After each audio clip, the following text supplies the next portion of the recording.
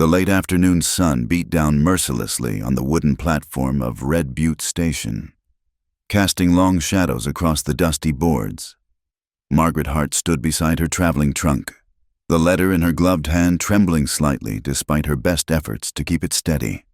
Around her, the curious townspeople of Red Butte had begun to gather, drawn like moths to the spectacle of a mail-order bride being returned to sender. The letter was brief, written in the cramped handwriting of a man who clearly valued brevity over courtesy. Silas Cutter, owner of the largest sawmill in the territory, had taken one look at her when she'd stepped off the train and decided she wouldn't do. Too educated, the letter read. Too forthright in speech. A man needs a wife who knows her place, not one who corrects his grammar at the depot. Margaret lifted her chin, refusing to let the gathering crowd see her distress. At 25, she had left Providence with nothing but hope and determination. Her family's fortune lost to bad investments and her prospects dim. The advertisement for a bride had seemed like Providence itself. A new life in Wyoming territory. A respectable marriage. A chance to start fresh. Now she stood on this platform, with nowhere to go, and barely enough money for a night at the boarding house. "Well, ain't this something?" muttered Mrs. Perkins, the banker's wife, loud enough for everyone to hear. "Poor thing. Come all this way just to be sent packing like damaged goods." The station master, a thin man named Horace Biddle, cleared his throat nervously. "Miss, I'm afraid you'll need to move your trunk. The platform needs to be clear for the evening freight." "Of course," Margaret replied, her voice steady despite the burning in her throat. She bent to grasp one end of the heavy trunk, knowing full well she couldn't lift it alone, but unwilling to ask for help from the gawking crowd. "I'll take that." The voice came from behind her, deep and unhurried. Margaret straightened to find a man emerging from the shadow of the station building. He was tall and lean, with the kind of weathered face that spoke of long days under the Wyoming sun. His clothes were clean but well worn, the outfit of a working rancher, not a town dandy. Brown eyes, the color of good soil, met hers briefly before he bent to lift her trunk as if it weighed nothing at all. "Where to?" he asked simply. Before Margaret could answer, he had already begun walking toward a wagon hitched at the end of the platform. She found herself following, aware of the sudden hush that had fallen over the crowd. "Wait," she called out. "Sir, I don't know where I'm going yet." He set the trunk carefully in the wagon bed and turned to face her. For a long moment, he studied her with those earth-brown eyes, taking in her travel-stained dress, her carefully pinned hair, the way she held herself despite everything. Then, loud enough for everyone to hear, he said to Horace Biddle, "My wife's arrived." The words hung in the air like a challenge. Margaret's breath caught. She had never seen this man before in her life. "Mrs. Perkins gasped. "Caleb Ashford. What in heaven's name?" "Mrs. Ashford's had a long journey," Caleb continued, his voice carrying the kind of quiet authority that brooked no argument. "I'll be taking her home now." He offered Margaret his hand to help her up to the wagon seat. She stared at it, then at him, searching his face for some sign of his intentions.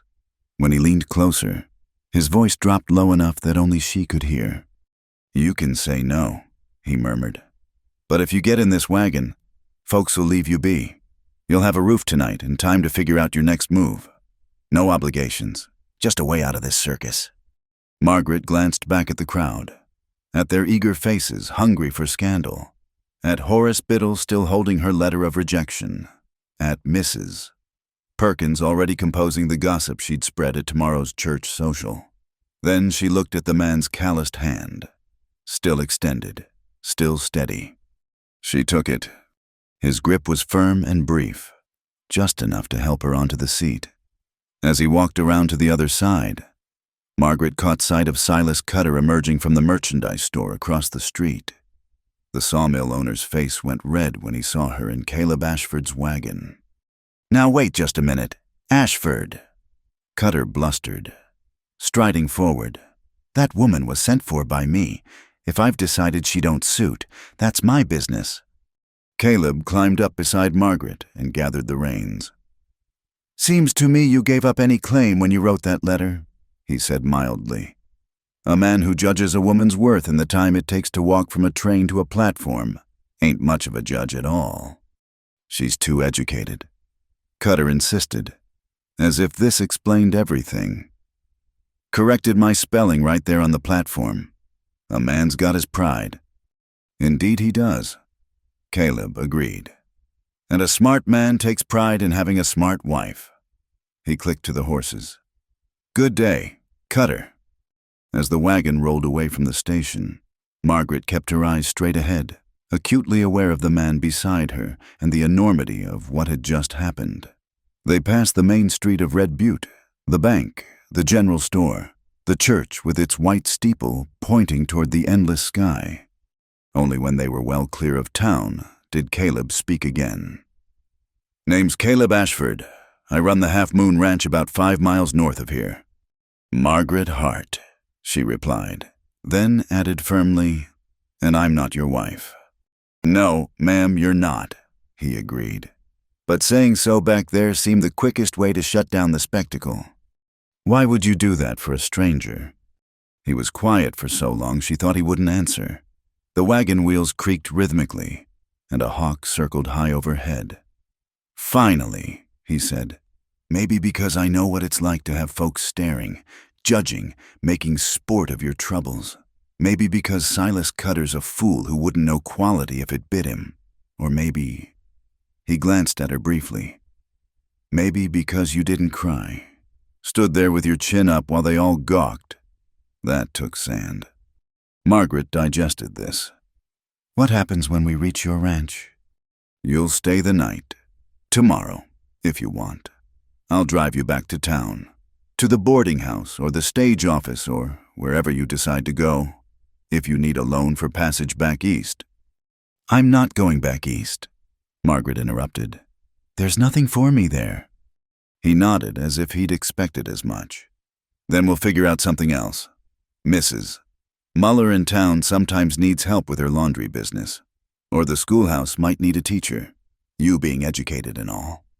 You're offering to help me find employment. I'm offering you time to catch your breath and make a plan that doesn't involve being the talk of the territory." They rode in silence for a while, the landscape opening up around them, rolling hills covered in sage and buffalo grass, distant mountains purple against the sky, the occasional cluster of cottonwoods marking a water source. It was beautiful in a raw, unforgiving way that both frightened and thrilled her. "May I ask you something, Mr. Ashford?" "Ask away." "Are you married? I mean, truly married?" "No, ma'am. Never found the time or the right woman." He paused. "That'll make tongues wag some. You staying at my place, but I've got a foreman and his wife living on the property. Maria Ortega'll be glad for female company, and their presence will keep things proper." Margaret considered this. It wasn't ideal, but it was far better than spending her last coins on a boarding house room while being picked apart by the gossips of Red Butte. "Then I accept your hospitality, Mr. Ashford, with gratitude." "Caleb," he corrected.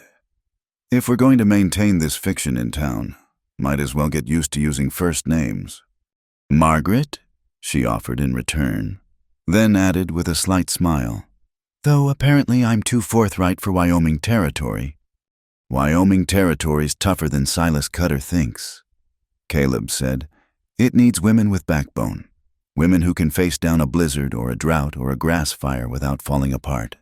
Being forthright might just save your life out here." As the wagon crested a rise, Margaret got her first glimpse of the Half Moon Ranch nestled in a valley below. The main house was modest but well built, with a wide porch and glass windows that caught the late afternoon light. Barns and corrals spread out in orderly fashion, and she could see cattle grazing in the distance. It wasn't grand, but it spoke of hard work and careful management. "It's lovely," she said, meaning it. "It's home," Caleb replied simply, "or at least it will be for tonight." As they descended toward the ranch, Margaret felt something she hadn't experienced since leaving Providence. A tiny spark of hope. She was still a woman without prospects, still dependent on the kindness of a stranger, still the subject of gossip and speculation. But she was no longer standing on that platform, no longer a rejected bride on display for the amusement of others. Tomorrow would bring new challenges, new decisions to make. But tonight, she had a roof over her head and the unexpected kindness of a man who asked nothing in return except that she use his name. "Caleb," she said, testing it out. He glanced at her, a slight smile creasing the corners of his eyes. "Margaret," he replied. And somehow, in that simple exchange, a bargain was struck. The wagon wheels had barely stopped turning when a compact Mexican woman emerged from the smaller house near the barn, wiping flour-dusted hands on her apron. Her dark eyes took in Margaret with quick assessment, then shifted to Caleb with barely concealed curiosity. "Maria," Caleb said, helping Margaret down from the wagon. "This is Miss Margaret Hart.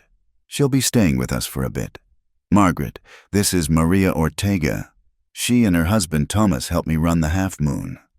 Maria's eyebrows rose slightly at the word "miss," but she smiled warmly. "Welcome, señorita. You must be tired from your journey. Come, I'll show you where you can wash up." As the women headed toward the main house, Margaret heard Thomas Ortega emerge from the barn. "Boss thought you were just going to town for supplies." "Plans changed," Caleb replied evenly. "Help me with this trunk, will you?" The main house was exactly what Margaret had expected from her glimpse outside. Clean, practical, and utterly masculine. The front room served as both parlor and office, with a large desk covered in papers, a stone fireplace, and 2 worn leather chairs. Beyond that, she could see a kitchen with a cast-iron stove and a table that had seen better days. The floors were pine boards, swept clean but scarred from years of boot traffic. "The spare room is this way," Maria said, leading her down a short hallway. "It's not much, but it's private." The room was small but adequate, containing a narrow bed with a colorful quilt, a washstand, and hooks on the wall for clothing. A single window looked out toward the distant mountains. "This will do wonderfully," Margaret said. "Thank you." Maria lingered in the doorway. "Forgive me for asking, but you're not what we expected when Senor Caleb left this morning." Margaret managed a wry smile. "I'm not what anyone expected, it seems, including Mr. Cutter at the sawmill." Understanding dawned in Maria's eyes. "Ah, you were the bride from the East. We heard about the advertisement." She shook her head. "That Cutter is a fool. But how did you come to be here?" Mr.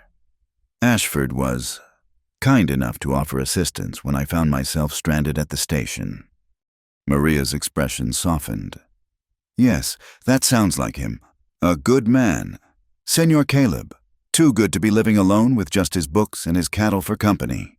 She caught herself. "But I talk too much. You wash up, rest a little. Dinner is at 6. After Maria left, Margaret sat on the edge of the bed, finally allowing herself a moment to fully comprehend her situation. This morning she had awakened on a train, a bride-to-be with a clear future ahead. Now she was a charity case in a stranger's home, her reputation in tatters, her plans destroyed. She pressed her palms against her eyes, willing away the tears that threatened. A knock interrupted her thoughts. "Miss Hart," Caleb's voice came through the door. "Your trunk's in the hallway. Didn't want to presume by bringing it in." She opened the door to find him standing there, hat in hand, up close, without the drama of the station platform. She could study him better. He was perhaps 30 or 32, with sun lines around his eyes and capable hands that spoke of physical labor. His hair was dark brown, a bit too long, as if he couldn't be bothered with regular barbering.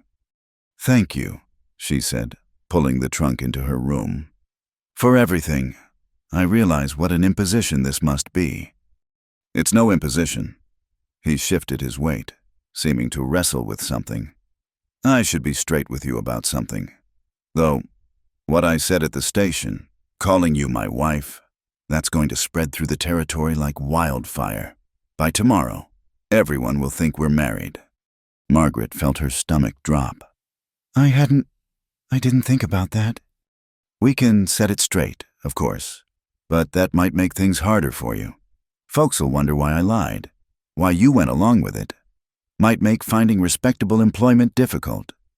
She sank back onto the bed. So I can be a fallen woman who was rejected by her mail-order husband, or I can be a liar. Those are my choices. There might be another way. Caleb turned his hat in his hands, choosing his words carefully. You could stay on here as my housekeeper. Proper employment, wages, and room and board. Let people think what they want about our arrangement. In time, when you've established yourself, found your footing, you can move on if you choose. The talk will die down eventually. You're offering me a position, but you have Maria. Maria helps out, but she's got her own household to manage. Truth is, this place could use a proper housekeeper, someone to manage the accounts, keep the pantry stocked, maybe even help with the correspondence. I'm good with cattle and horses, less good with numbers and letters. Margaret stood, pacing to the window. The sun was beginning to set, painting the mountains in shades of rose and gold. What would people say, an unmarried woman living in an unmarried man's house? They'll say we're married, because that's what I told them. He paused. Look, I know it's not ideal, but it gives you time and safety while you figure out your next step, and it gives me help I actually need. Fair wages, your own room, and you can leave whenever you want. No, expectations beyond the work. She turned to face him. Why are you doing this, really?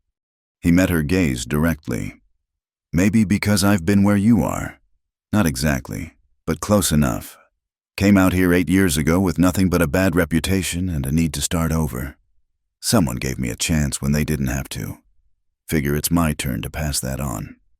And if I stay, what are your terms? $3 a week plus room and board. Sundays off. You manage the house. Help with the books. Maybe lend a hand during branding or harvest when we need extra help. In town, we maintain the fiction. Your Mrs. Ashford. Here at home, with just the Ortegas. We can be honest. You're my housekeeper. Nothing more. It was more than fair. More than generous, really. And if people expect, if they wonder why we don't act like a married couple, let them wonder. My business is my own. Always has been. He straightened. Think on it. No need to decide tonight. But if you're willing, we should set terms clear from the start. I respect honest dealings. Margaret extended her hand. Then I accept your offer. Mr. Ashford, $3 a week, room and board, household management and bookkeeping, a business arrangement, nothing more. His handshake was firm, calloused palm against her smoother one. Caleb, he reminded her, at least when we're here. Caleb, she agreed. And I'm Margaret, or Maggie, if you prefer. Margaret suits you better, he said, then seemed to catch himself. That is, it seems more fitting, proper. An awkward silence fell between them. Finally, Caleb cleared his throat. Dinner's at 6, like Maria said, nothing fancy, usually just beef and beans and whatever vegetables Maria can coax from the garden. You'll want to know where everything is, I expect, if you're to run the household. Yes, a tour would be helpful. Tomorrow, perhaps. First thing after breakfast. He settled his hat back on his head. Welcome to the Half Moon. Margaret, I hope you'll find it suits you. After he left, Margaret unpacked a few necessary items from her trunk. Her hands shook slightly as she hung her 2 good dresses on the wall hooks. What had she just agreed to a business arrangement? He'd said, a chance to earn her way honestly while the gossip died down. But she knew how these things went. People would watch them, judge them, wait for any sign that confirmed their suspicions or disappointed their expectations. At 6 o'clock, She made her way to the kitchen. The table had been set for 4, and Tomas Ortega was already seated, a quiet man with graying temples and steady eyes. He rose politely when she entered. "Ma'am," he said simply, then sat back down. Caleb pulled out a chair for her, the gesture of a gentleman, not necessarily a husband, and took his own seat. Maria served the meal beef stew rich with onions and potatoes, fresh bread, and early greens from the garden. The coffee was strong and black, the way Margaret had learned to like it on the train west. "Tell us about Providence, Miss Margaret," Maria encouraged as they ate. It must be very different from Wyoming. So Margaret told them about the city, about the factories and ships, about the press where she'd learned to set type after her father's business failed. She found herself relaxing as she talked, these 3 people listening without judgment. "You can read and cipher?" Tomas asked with interest. "And write a good hand?" "Yes, my father believed in education for daughters as well as sons." "Could have used that education during last year's tax assessment," Caleb said dryly. "Spent 3 days trying to make the numbers match up." "I'd be happy to look at the books," Margaret offered. "If you'd like." "Tomorrow," he agreed. "After I show you the house proper." When the meal ended, Margaret rose to help clear, but Maria waved her off. "Not tonight. You're still a guest tonight. Tomorrow. We'll work out the duties." Back in her room, Margaret prepared for bed with a strange mix of exhaustion and anticipation. Through her window, she could see lights in the Ortega house, could hear the distant lowing of cattle, the neigh of a horse. It was so different from the city sounds she'd known all her life. No factories, no street vendors, no clip of hooves on cobblestones. Just the vast quiet of the open range, broken only by the natural sounds of animals and wind. She thought about Caleb Ashford's offer, about the strange turn her life had taken. This morning she'd been prepared to marry a stranger for security. Tonight, she was entering a different kind of arrangement with a different stranger, but one that felt more honest somehow. She would work for her keep, earn her own way, and if people chose to believe she was Mrs. Ashford, well, that fiction hurt no one and might even protect her reputation while she found her footing. A soft knock came at her door. "Margaret," it was Caleb's voice. Quiet. "Forgot to mention, breakfast is at 5.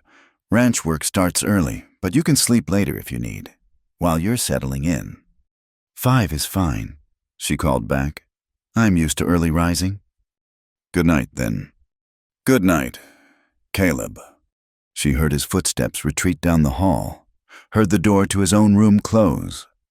Margaret blew out her lamp and lay in the darkness, listening to the unfamiliar sounds of her new home. Tomorrow would bring challenges, learning the household, facing the curiosity of the Ortegas, establishing the boundaries of this unusual arrangement. But tonight, for the first time since receiving Silas Cutter's cruel letter, she felt something like peace. She had a roof over her head, honest work to do, and an employer who asked nothing from her but what was fair.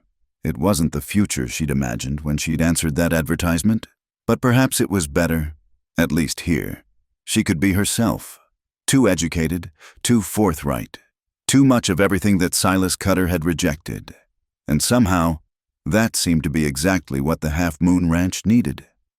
Saturday morning arrived crisp and clear, with a bite in the air that promised the last gasp of winter hadn't quite released its hold on Wyoming territory. Margaret dressed carefully in her second-best dress, a practical brown wool that wouldn't show dust, and pinned her hair in a simple style that would withstand the wind. Today was market day in Red Butte, and Caleb had announced at breakfast that they needed supplies. "You don't have to come," he'd said, not quite meeting her eyes. "Might be easier if you stayed here." Avoided the talk. "I'm not hiding," Margaret had replied firmly. "If I'm to manage this household, I need to know the merchants and the prices. Besides, the longer I wait to show my face, the worse the gossip will become." Now, as the wagon rolled toward town, She sat beside him with her back straight and her marketing list folded in her pocket. She'd spent the past 3 days learning the ranch's routines, taking inventory of the pantry, and discovering that Caleb's bookkeeping system consisted mainly of receipts stuffed into a cigar box. "People will stare," Caleb warned as the first buildings came into view. "I've been stared at before. They'll have questions. Then we'll answer them simply. I'm your housekeeper. That's the truth." He glanced at her. "They won't believe it, not after what I said at the station." "Then let them believe what they choose. As long as we know the truth, what does it matter?" But as they entered the main street, Margaret felt her confidence waver. Heads turned as they passed. Women whispered behind their hands. Men tipped their hats with knowing smiles. By the time Caleb pulled up outside Morrison's general store, a small crowd had gathered on the wooden sidewalk. "Mrs. Ashford. Mrs." Perkins bustled forward, her face alight with curiosity. "What a surprise, we thought you'd be honeymooning at the ranch, not coming to town so soon." "Good morning, Mrs. Perkins," Margaret replied evenly, accepting Caleb's hand down from the wagon. "A household doesn't run itself. Honeymoon or no. Practical, how refreshing, Mrs." Perkins's eyes gleamed. "You must tell us all about the wedding. Was it very sudden? Where did you meet? We're all dying to know how Caleb Ashford finally got himself caught." "Now, Martha," a new voice interrupted. Virgil Blackstone, president of the Red Butte Bank and self-appointed moral guardian of the town, approached with his usual air of superiority. "I'm sure the new Mrs. Ashford doesn't want to be interrogated on the sidewalk." He turned to Margaret with a smile that didn't reach his eyes. "Although I must say, we were all surprised by the news. Caleb here never mentioned he was courting anyone. And to think, we all believed you were intended for Silas Cutter." "Plans change," Caleb said shortly. "If you'll excuse us, we have supplies to buy." But Blackstone wasn't finished. Of course. Just seems mighty convenient. Doesn't it? A woman gets rejected by one man and immediately finds another willing to take her in. Makes a person wonder about the arrangement." Margaret felt Caleb tense beside her, but she placed a light hand on his arm. "Mr. Blackstone, I find that people who wonder about others' arrangements often have too little to occupy their own minds. Perhaps you should take up a hobby. Needlepoint. Perhaps I understand it's very soothing." Someone in the crowd snickered. Blackstone's face flushed. But before he could respond, Margaret had swept past him into the store. Morrison's general store smelled of coffee beans and leather, pickles and fresh sawdust. Mr. Morrison himself, a thin man with spectacles, hurried forward. "Mrs. Ashford, welcome. What can I help you with today?"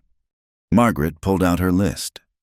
"Quite a bit. I'm afraid the ranch has been bachelor-run too long. I'll need flour, sugar, salt, coffee, baking soda."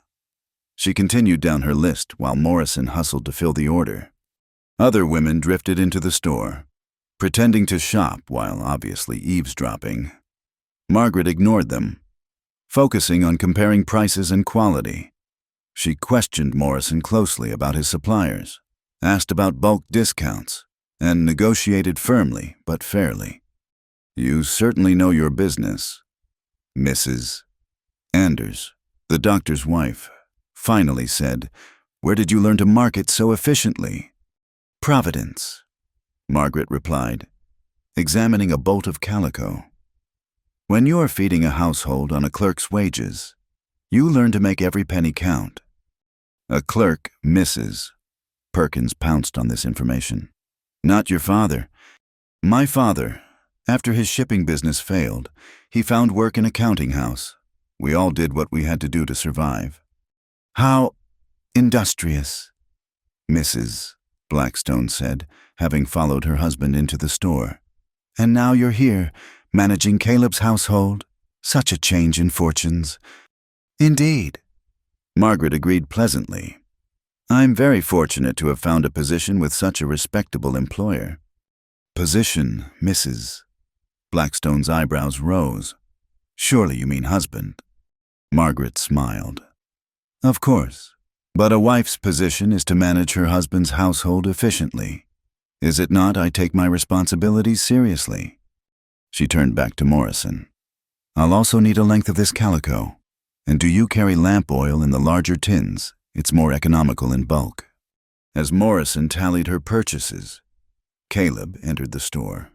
He'd been loading feed at the granary, and there was dust on his boots and hay in his hair. The women stepped back slightly. As they always did around him, he had a reputation for being unsociable, even surly. Almost finished, Margaret told him. Mr. Morrison has been very helpful. Caleb nodded to the storekeeper, then surprised everyone by asking, Did you get everything you need? We can come back if there's more. This will do for now, although she hesitated. I noticed the kitchen garden needs attention. Are there seed packets available? End of the counter, Morrison supplied. Just gotten the spring selection? As Margaret moved to examine the seeds, she heard Mrs. Perkins whisper to Mrs. Anders. She certainly has him well trained already. He never used to be so accommodating. Maybe that's what he needed. Mrs. Anders whispered back. A woman with backbone. Lord knows he's scared off the timid ones. Margaret selected packets of beans, squash, and turnips, then added some herbs, parsley, sage, thyme. When she returned to the counter, Virgil Blackstone was there, having followed them from his bank. Ashford, he said with false joviality, while your wife is shopping, might we discuss that water rights issue? I've had an interesting offer from someone wanting to buy access to Willow Creek. My water rights aren't for sale, Caleb said flatly. Now, don't be hasty. This would benefit the whole town. Progress. Ashford. Can't stand in the way of progress. The Half Moon has had rights to that creek for 8 years. We're not selling. Blackstone's friendly mask slipped. You might want to reconsider. Documents can go missing. Claims can be challenged, especially when a man's domestic situation raises questions. The store went very quiet. Margaret set down the seed packet she was holding and turned to face Blackstone directly.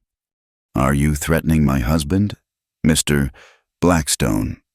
Threatening? Of course not. Simply pointing out that in a civilized community, cooperation is valued. Families of good standing support each other. But when there are irregularities, well, people talk. Yes, Margaret said coolly. I've noticed that about Red Butte. People do talk. They talk about how you foreclosed on the Hendricks family last winter, putting children out in the cold. They talk about your interest in certain properties along Willow Creek. They talk about many things. Mr. Blackstone, should I go on? Blackstone's face darkened. You're very bold for a woman in a precarious position. Precarious? Margaret laughed. I have a home, employment, and a husband who values my opinion. What's precarious about that? The nature of your marriage is our business, Caleb interrupted, stepping forward. His voice was quiet, but there was steel in it. My wife and I will manage our affairs as we see fit, and our water rights remain with the Half Moon. He placed money on the counter for their purchases. Morrison, have someone load these in my wagon. We'll be at the feed store. As they left, Margaret heard the buzz of conversation explode behind them. On the sidewalk, Caleb offered his arm, a husbandly gesture that felt both necessary and strange. You didn't have to defend me, he said quietly as they walked. He threatened you. That threatens my position too. Still, Blackstone's not a man to cross lightly. Neither am I, as he'll learn if he tries to steal your water rights. Caleb stopped walking and looked at her. You understood what he was really after. Of course. Control the water, control the valley. It's not so different from the shipping monopolies back east. My father lost everything to men like Blackstone. And you're not afraid. Margaret considered this. I'm tired of being afraid. I was afraid in Providence, watching everything slip away. I was afraid on the train, coming to marry a stranger. I was afraid on that platform when Cutter rejected me. What has fear gotten me except more loss? They resumed walking, at the feed store, while Caleb conducted his business. Margaret noticed a small shop she hadn't seen before. Mrs. Chen's Notions and Sundries. Through the window, she could see bolts of fabric and sewing supplies. The proprietress, a small Chinese woman, looked up hopefully when Margaret entered, then seemed to shrink back slightly. "Good morning," Margaret said pleasantly. "I'm Mrs. Ashford from the Half Moon Ranch. I understand you carry sewing notions." Mrs. Chen's English was accented but clear. "Yes, ma'am. Best thread, good needles, buttons, too." Margaret examined the wares. Impressed by the quality and reasonable prices, she selected several items, including a packet of sturdy needles and some good thread. "Your shop is lovely," she told Mrs. Chen. "I'll be sure to come back." The woman's face transformed with a surprised smile. "Thank you, ma'am. Not many ladies come here. They go to Morrison's instead." "Their loss," Margaret said firmly. "Your goods are excellent." As she left, she nearly collided with Mrs. Perkins and Mrs. Blackstone on the sidewalk. "Really, Mrs. Ashford?" Mrs. Blackstone said coldly. "Shopping at the Chinaman's wife's store, what will people think?" "That I know quality when I see it." Margaret replied, "Good day, ladies." She found Caleb waiting by the wagon, everything loaded. As he helped her up, she saw something like approval in his eyes. "Ready to run the gauntlet going home?" he asked. "Let them look," Margaret said, settling her skirts. "We've done nothing wrong." As they drove out of Red Butte, past the staring faces and wagging tongues, Margaret felt a strange sense of satisfaction. She'd faced them down, established herself not as a rejected bride, but as a woman of business, a woman with spine. Let them gossip about her marriage. Let them wonder about her arrangements. She had work to do, a household to run, and water rights to protect. "Margaret," Caleb said as the town fell behind them. "Yes. Thank you for what you said to Blackstone about the water. It's my job to protect the ranch's interests." "Is that all it was?" She looked at him, this quiet man who'd offered her shelter without conditions, who'd given her dignity when others would have left her to shame. "No," she admitted. "That's not all." He nodded, satisfied, and they rode the rest of the way home in companionable silence. The purchased goods rattling in the wagon bed, testament to their successful, if eventful, first trip to town as husband and wife. The kitchen had become Margaret's domain in the 2 weeks since the market trip. She'd scrubbed it from floor to ceiling, reorganized the shelves with military precision, and hung new curtains made from the calico she'd purchased. The old cast-iron stove, which had seemed to have only 2 temperatures, cold or blazing, now purred under her careful management. This morning, she kneaded bread dough while watching through the window as Caleb worked with a young heifer in the corral. The animal was bawling pitifully, separated from its mother who answered from the far pasture. According to Tomas, the calf had been orphaned when its mother died in birthing, and they'd been trying to get another cow to accept it without success. "That calf's going to starve if we can't find it a mother," Maria said, entering with a basket of eggs. "Poor little thing. It's the runt of the season, too, smaller than the rest." Margaret wiped her floury hands on her apron and walked to the door for a better look. The calf was indeed small, its red coat still fuzzy with youth, legs too long for its body. It pressed against the fence rails, calling plaintively. "What will happen to it?" she asked. "Usually they die," Maria said matter-of-factly. "Sometimes we can bottle feed them, but it's hard work and they often don't thrive. Senor Caleb, He tries, but... She shrugged. Margaret watched as Caleb attempted to lead the calf toward a cow they'd brought in. But the cow kicked out, wanting nothing to do with the orphan. The calf stumbled back, nearly falling in its weakness. Without thinking, Margaret untied her apron and headed outside. The men looked up as she approached the corral. "Ma'am." Thomas touched his hat. "Best stay back. That cow's got a temper." "The calf is starving," she said simply. "We know," Caleb replied, frustration evident in his voice. "Been trying for 3 days to get another cow to take it. They won't." Margaret studied the situation. The calf had collapsed in the dust, too weak to stand. Its eyes were dull, ribs showing through its fuzzy coat. "Could I try?" she asked. Caleb frowned. "It's not safe. These aren't pets. Margaret, they're range cattle." "I understand, but I helped with the dairy cows back home when I was young. My grandmother had a way with the difficult ones." The men exchanged glances. Finally, Caleb nodded. "What do you need?" "A bucket of warm water, some grain, and a blanket," while Tomas fetched the items. Margaret approached the calf slowly, humming low in her throat, an old tune her grandmother used to sing. The calf's ears twitched toward her. She knelt in the dust, uncaring of her dress, and gently stroked its neck. "Poor baby," she murmured.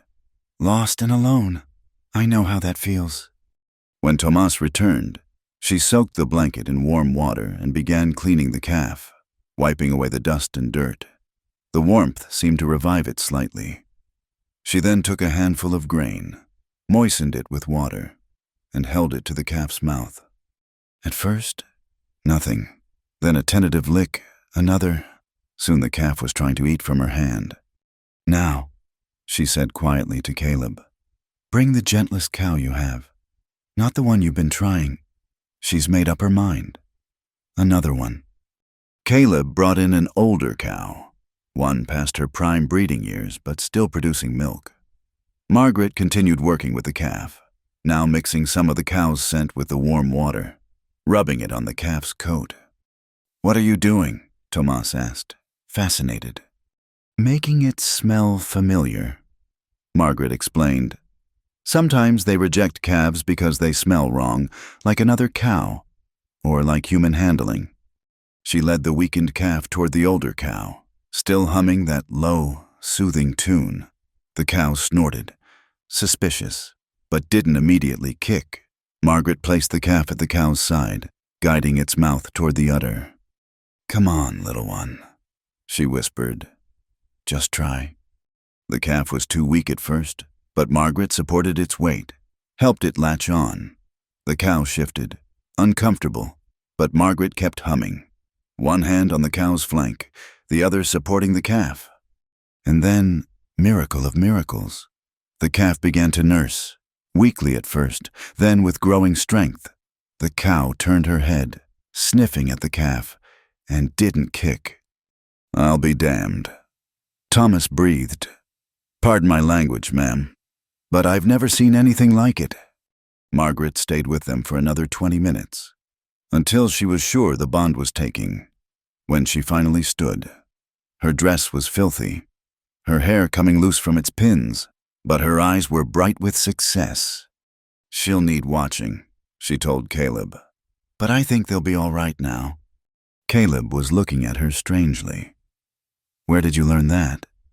"My grandmother. She said animals know when you're afraid or angry. You have to be calm, patient. And that song, she swore it worked on everything from colicky babies to stubborn cows." "Thank you," he said simply.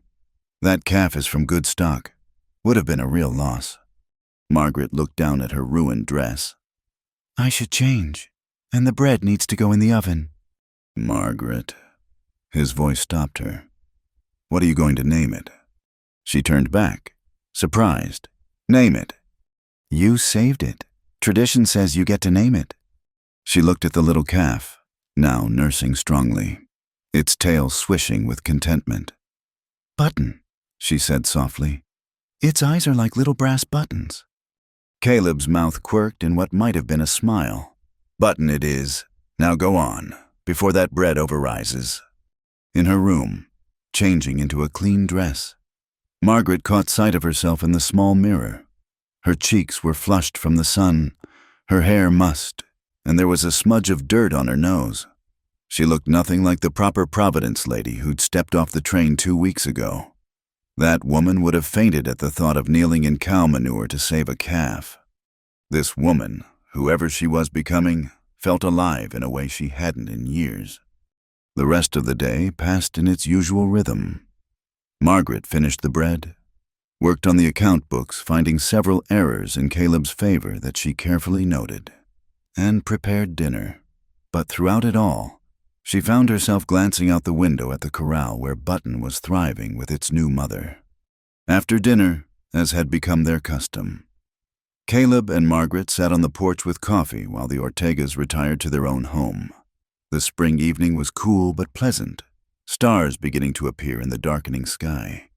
"I've been thinking about the water rights," Margaret said.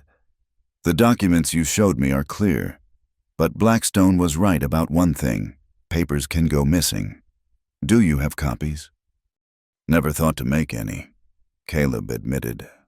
"The originals are in the strongbox at the house." "We should make copies. File one with the territorial office in Cheyenne.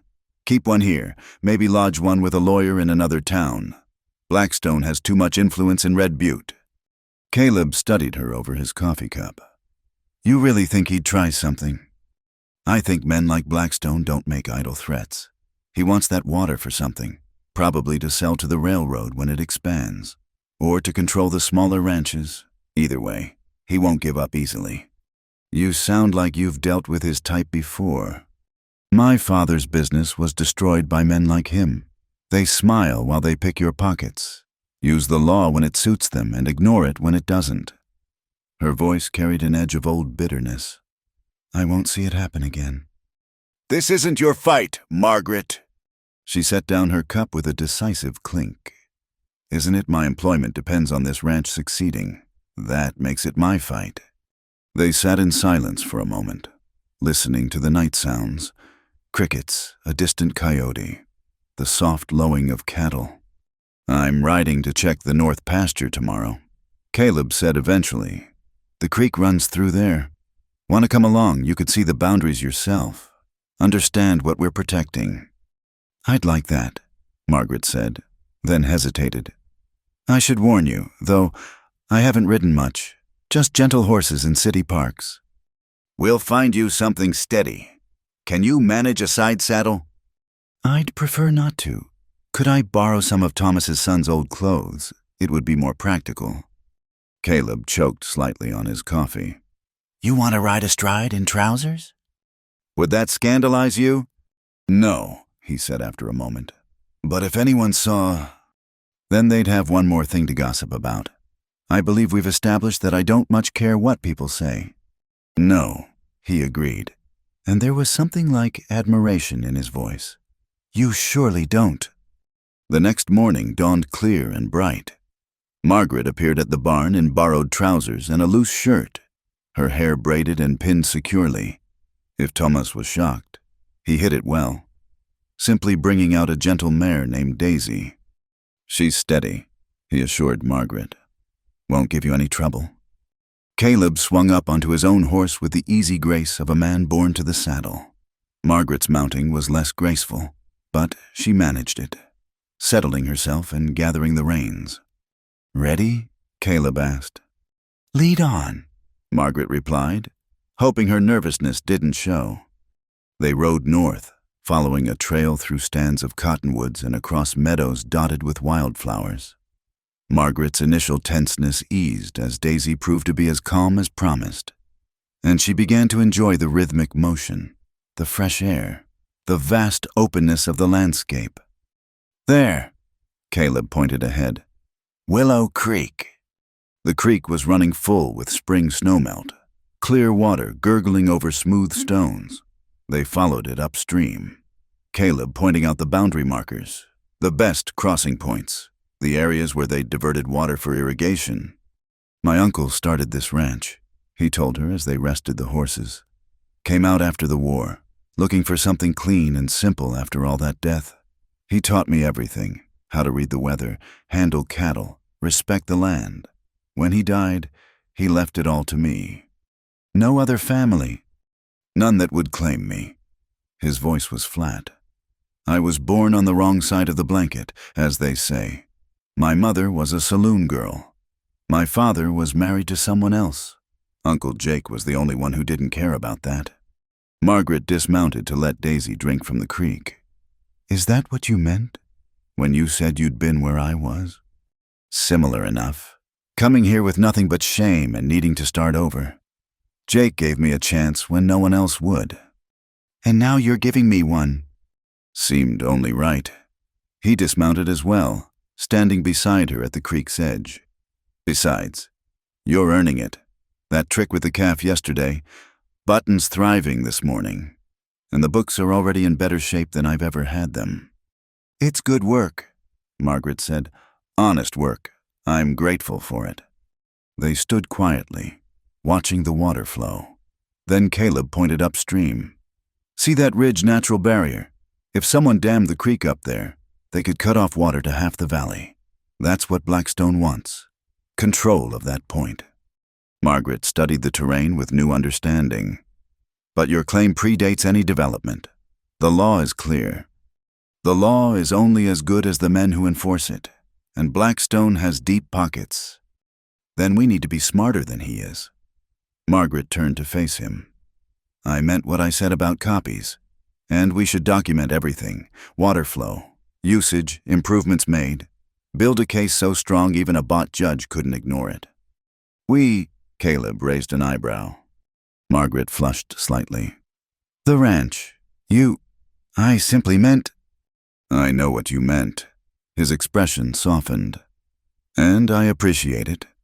More than you know." They remounted and continued their circuit, Caleb showing her more of the ranch boundaries, the various water sources, the lay of the land.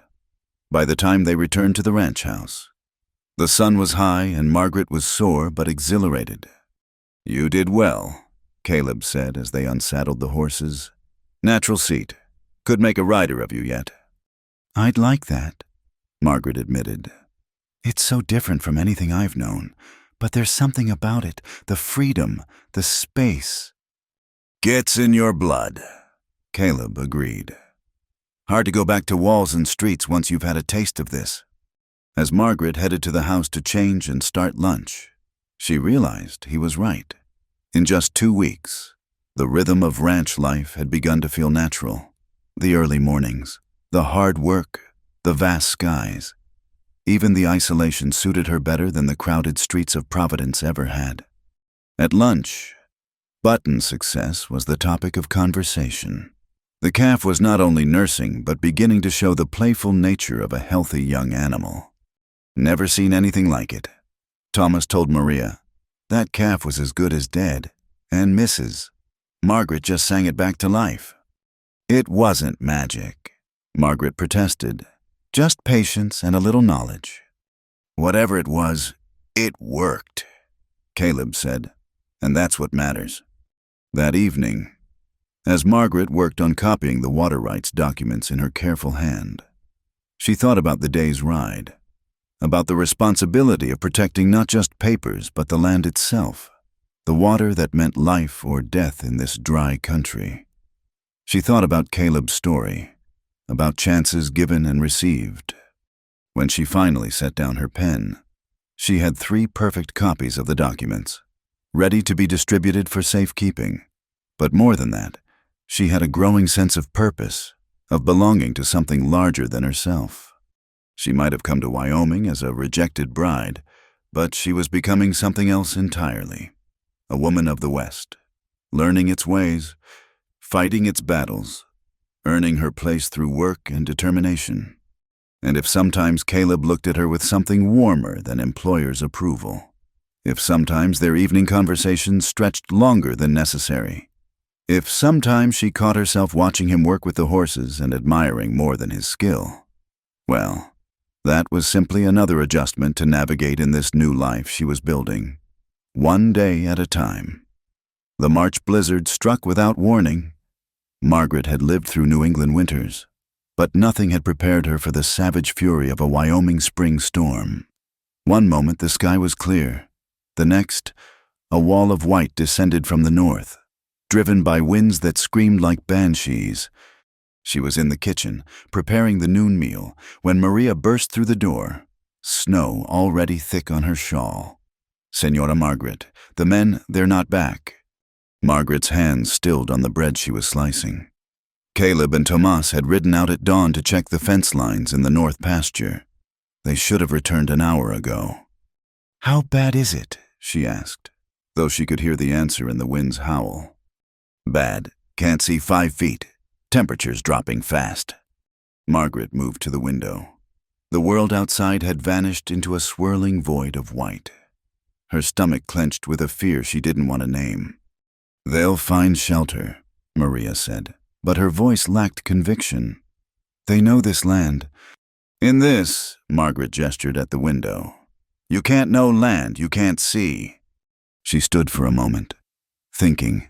In Providence, when the dock workers were late in a storm, their wives would light lanterns in the windows, bang pots, make noise to guide them home.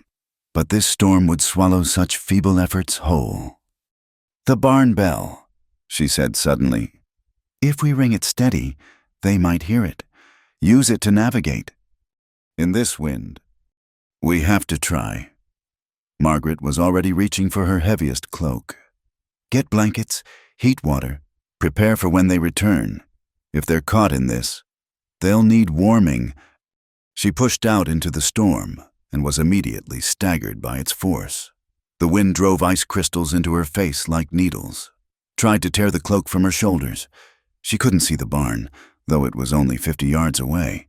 For a moment, panic clawed at her throat. She could die just trying to cross the yard. Then she thought of Caleb out there, possibly lost, possibly freezing. She tied her cloak tighter and felt along the porch rail until she found the rope Tomas had strung between buildings for just such emergencies. Hand over hand, she pulled herself through the blinding white until her numbed fingers found the barn door. Inside, the horses stamped nervously, sensing the storm's danger. Margaret climbed to the loft where the bell rope hung. Her hands were already stiff with cold, but she grasped the rope and began to pull. The bell's bronze voice rang out, quickly muffled by the storm, but still audible. She pulled again, establishing a rhythm every 30 seconds. A peal. Time lost meaning. Her arms ached, her hands went from numb to burning.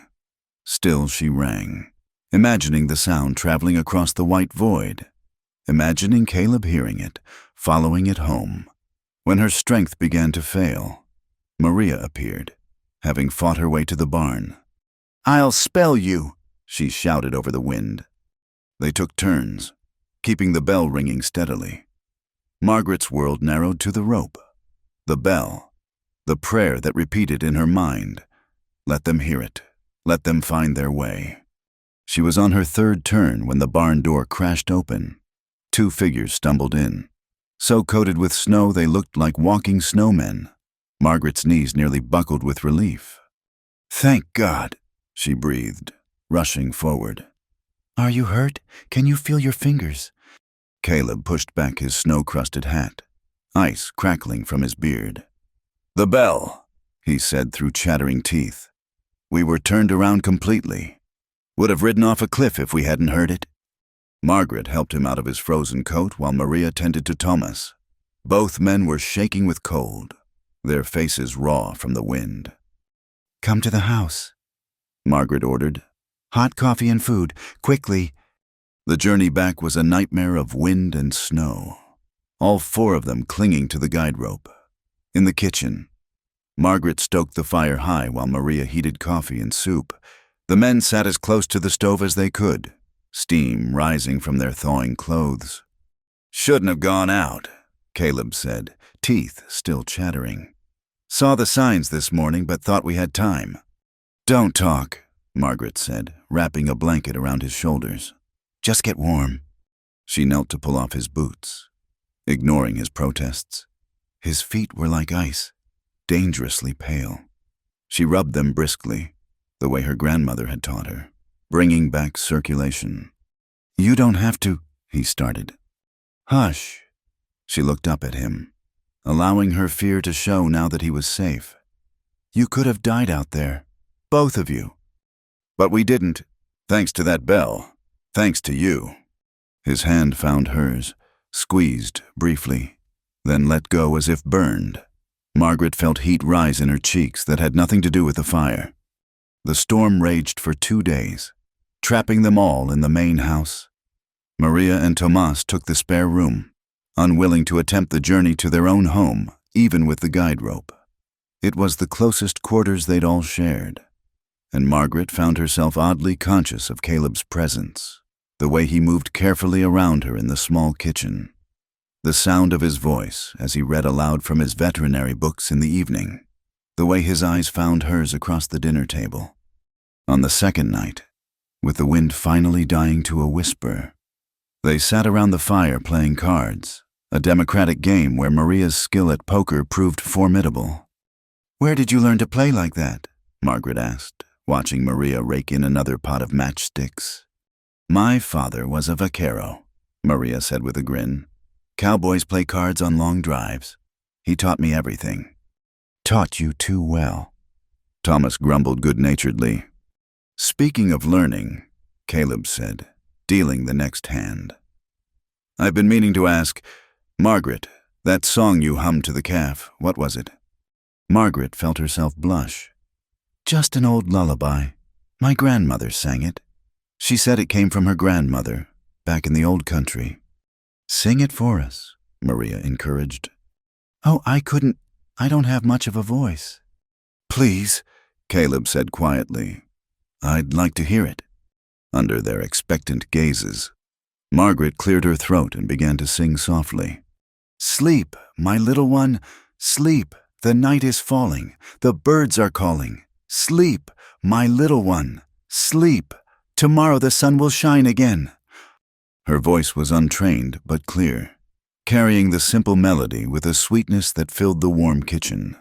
When she finished, there was a moment of appreciative silence. "Beautiful," Maria said softly. "No wonder the calf trusted you." Later, after the Ortegas had retired, Margaret and Caleb sat alone by the dying fire. The house creaked and settled around them. The storm finally spent. "I owe you more than I can say," Caleb said suddenly. "If you hadn't thought of the bell, you owe me nothing. We're—" She searched for the right word. "Partners in this enterprise. The ranch needs you. I was protecting my own interests as much as yours." He studied her face in the firelight. "Is that all it was?" The question hung between them, delicate as frost. Margaret knew she should deflect, should maintain the boundaries they'd so carefully established. Instead, she found herself speaking the truth. "No," she said quietly. "That's not all." He leaned forward slightly, and for a moment she thought he might reach for her hand again. Then a log shifted in the fire, breaking the spell, and he sat back. "It's late," he said. "We should both get some rest." Margaret nodded, not trusting her voice. As she rose to leave, he called her name softly. "Margaret, thank you for everything." She smiled. "Good night, Caleb." In her room, she sat on the edge of her bed, heart still racing from that moment by the fire. What was happening between them? They had an arrangement, clear boundaries, a business relationship. But somewhere between that first day at the station and tonight, something had shifted. She thought about those terrible hours when he'd been lost in the storm, the fear that had driven her to the barn bell. That wasn't the fear of an employee losing an employer. That was something deeper, more dangerous to her carefully ordered world. The next morning dawned crystal clear, the sun turning the fresh snow into a dazzling blanket of diamonds. The men dug out paths to the barn and outbuildings, checked on the livestock. Miraculously, they'd lost no cattle. The herd had found shelter in a grove of cottonwoods. Button, Margaret was delighted to discover, had weathered the storm just fine, tucked against her adoptive mother in the warmest corner of the barn. "You're tougher than you look," she told the calf, stroking its fuzzy head. "Just like all of us, I suppose." As life returned to normal, Margaret threw herself into her work with renewed energy. The storm had shown her how precarious life could be out here, how quickly disaster could strike. She organized emergency supplies, created detailed lists of what should be kept where. She also began teaching Maria to read and write better, having discovered the woman was eager to learn but had little formal education. One evening, as she was updating the household accounts, Caleb appeared in the doorway of the small office space they'd carved out of the front room. "Am I disturbing you?" "Not at all. Just finishing the monthly tallies. We're doing well. Better than last year by a good margin." He entered and stood behind her chair, looking over her shoulder at the neat columns of figures. She was acutely aware of his presence, the warmth of him in the cool room. "I've been thinking," he said, "about the storm, about what could have happened." "But it didn't," she said, echoing his own words from that night. "No, but it made me realize I should make provisions. In case something does happen, I want to add a codicil to my will." Margaret turned to look at him, surprised. "That's very prudent. If something happens to me, I want you to have Button, the calf you saved, and—" He paused, seeming to wrestle with the words. "A portion of the ranch. Enough to give you security." "Caleb, no, that's not necessary. I'm just—" "You're not just anything," he interrupted. "You've brought order to this place, fought for it, risked yourself for it. That means something. Our arrangement can be amended. Will you at least think about it?" Margaret looked into his earnest face, saw something there that made her pulse quicken. "I'll think about it," she agreed softly. He nodded, satisfied, and turned to go. At the doorway, he paused. "That lullaby," he said without turning around. "Would you sing it again sometime? It was peaceful." "Whenever you like," Margaret replied, and meant it. After he left, she sat for a long time, staring at the figures that suddenly seemed less important than the conversation they'd just had. The business arrangement that had seemed so clear, so safe, was becoming something else entirely. And despite the risk, despite the uncertainty, she found she didn't want to stop it. Outside, the snow was beginning to melt, running in little rivulets that would eventually join Willow Creek. Spring was coming to Wyoming territory, bringing with it new growth, new life, new possibilities. And in the Half Moon Ranch, 2 careful hearts were beginning to thaw as well, as slowly and surely as the spring sun melted the winter snow. The Red Butte Spring Festival arrived with the first week of May, bringing with it the promise of music, dancing, and a blessed break from the isolation of ranch life. Margaret stood before her small mirror, pinning up her hair with more care than usual. She'd spent the previous evening altering her best dress, a deep blue calico that brought out the color in her eyes. "You look lovely, Señora," Maria said from the doorway. "That dress, it suits you." "It's just practical," Margaret demurred, though she'd added new lace to the collar and cuffs. "Nothing fancy." Maria smiled knowingly. "Of course, very practical. I'm sure Señor Caleb will think so too." Margaret felt heat rise in her cheeks, but said nothing. Over the past week since the storm, something had shifted between her and Caleb. Their evening conversations stretched longer. Their silences had become comfortable rather than awkward. And sometimes she caught him watching her with an expression that made her heart race. The ride to town was pleasant, with wildflowers blooming along the road and the mountains sharp against the blue sky. Caleb handled the wagon while Margaret sat beside him, very aware of the mere inches between them on the bench seat. "You'll save me a dance?" he asked suddenly as they neared town. "If you'd like," she replied, trying to sound casual despite the flutter in her stomach. "I'd like—" The festival was already in full swing when they arrived. Main Street had been transformed with bunting and ribbons, booths selling everything from fresh-baked pies to leather goods. Children ran between the adults' legs, their laughter bright as bird song. A wooden platform had been erected for dancing, and musicians were tuning their fiddles and guitars. Caleb, Mrs. Ashford, Doctor. Anders hailed them from his booth, where he was offering basic medical examinations. Good to see you both. How's that calf you saved? Mrs. Ashford. Growing like a weed, Margaret replied. Button should be ready for branding come fall. Button, the doctor chuckled. Leave it to a woman to name a cow like a pet. Next you'll be teaching it tricks. Only if they're profitable tricks, Margaret said with a smile, earning a laugh from the growing crowd around them. They made their way through the festival, Margaret noting prices and quality at various booths for future reference. At the quilting display, she found herself drawn into conversation with several ranchers' wives, discussing everything from preserving techniques to the best remedy for scorpion stings. You've settled in well, Mrs. Anders observed. When you first arrived, I'll admit I had my doubts. A city woman, thrown into our life, but you've taken to it like you were born here. The land teaches you quickly or not at all, Margaret replied. I've been fortunate to have good teachers. She glanced across the street where Caleb was engaged in conversation with other ranchers, probably about cattle prices or grazing rights, as if feeling her gaze. He looked up, and their eyes met across the crowd.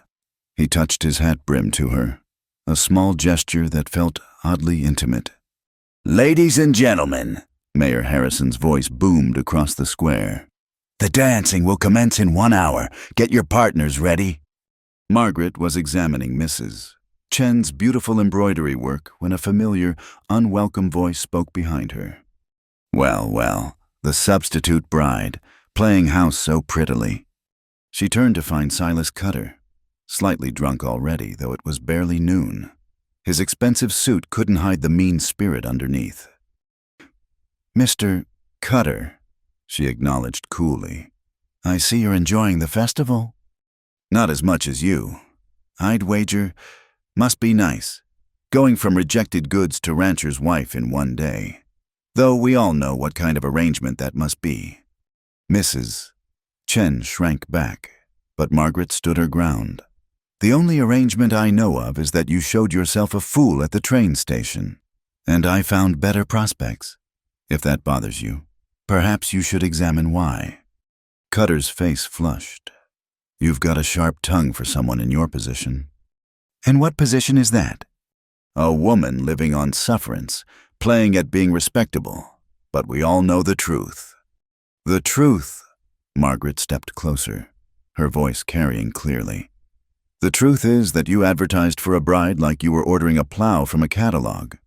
When I didn't meet your specifications, too educated, too outspoken, you tried to send me back like damaged goods. The truth is that Caleb Ashford showed more honor in 5 minutes than you've shown in your entire life. A crowd had gathered, drawn by the confrontation. Cutter's face was now mottled with rage.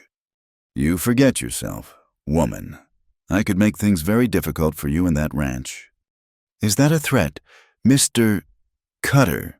Caleb's voice came from behind Margaret, calm but with steel underneath. He moved to stand beside her, not touching but close enough that she felt his solid presence. Ashford, Cutter sneered. Come to defend your bargain bride. No need, Caleb said mildly. She seems to be doing fine on her own. But if you're threatening my wife, my ranch, or my interests, we'll have a problem. Your wife. Cutter laughed unpleasantly. That's rich. Everyone knows. Everyone knows that Margaret is my wife, that she's brought nothing but improvement to the Half Moon, and that you're drunk and making a spectacle of yourself. Caleb's voice remained level, but Margaret saw his hands clench. I suggest you move along before you say something you'll regret. I regret nothing, Cutter spat, especially not refusing to take in a woman who's clearly... He never finished the sentence. Margaret, her patience finally exhausted, picked up the glass of lemonade from Mrs. Chen's counter and threw it square in his face. The crowd gasped. Then someone laughed. Then another, soon. Cutter stood dripping and sputtering while the good people of Red Butte struggled to contain their mirth. "You'll pay for this," he hissed at Margaret. "Send me a bill," she replied sweetly. "I keep excellent accounts." Cutter stormed off, pushing through the crowd. As soon as he was gone, the tension broke. People pressed forward to congratulate Margaret, to assure her that Cutter had it coming, to share their own stories of his rudeness and sharp dealings. "That was—" Caleb started, then stopped, shaking his head. "Unladylike, imprudent, likely to cause trouble," Margaret supplied. "Magnificent," he finished. "Absolutely magnificent." Their eyes met and held, and Margaret felt something electric pass between them. Then the moment was broken by Mrs. Chen tugging at her sleeve. "Mrs. Ashford," the small woman said, tears in her eyes. "No one has ever stood up for me like that. Thank you." "We look after our own here," Margaret said firmly. "You're part of this community. Mrs. Chen, whatever anyone says." The dancing began as scheduled, the platform filling with couples as the fiddles struck up a lively tune. Margaret found herself passed from partner to partner, Dr. Anders, Mayor Harrison, even shy young Tom Baker from the bank, but she was waiting for one particular partner, and when the musicians announced a waltz, he was there. "May I?" Caleb offered his hand. "You may," she replied, letting him lead her onto the platform.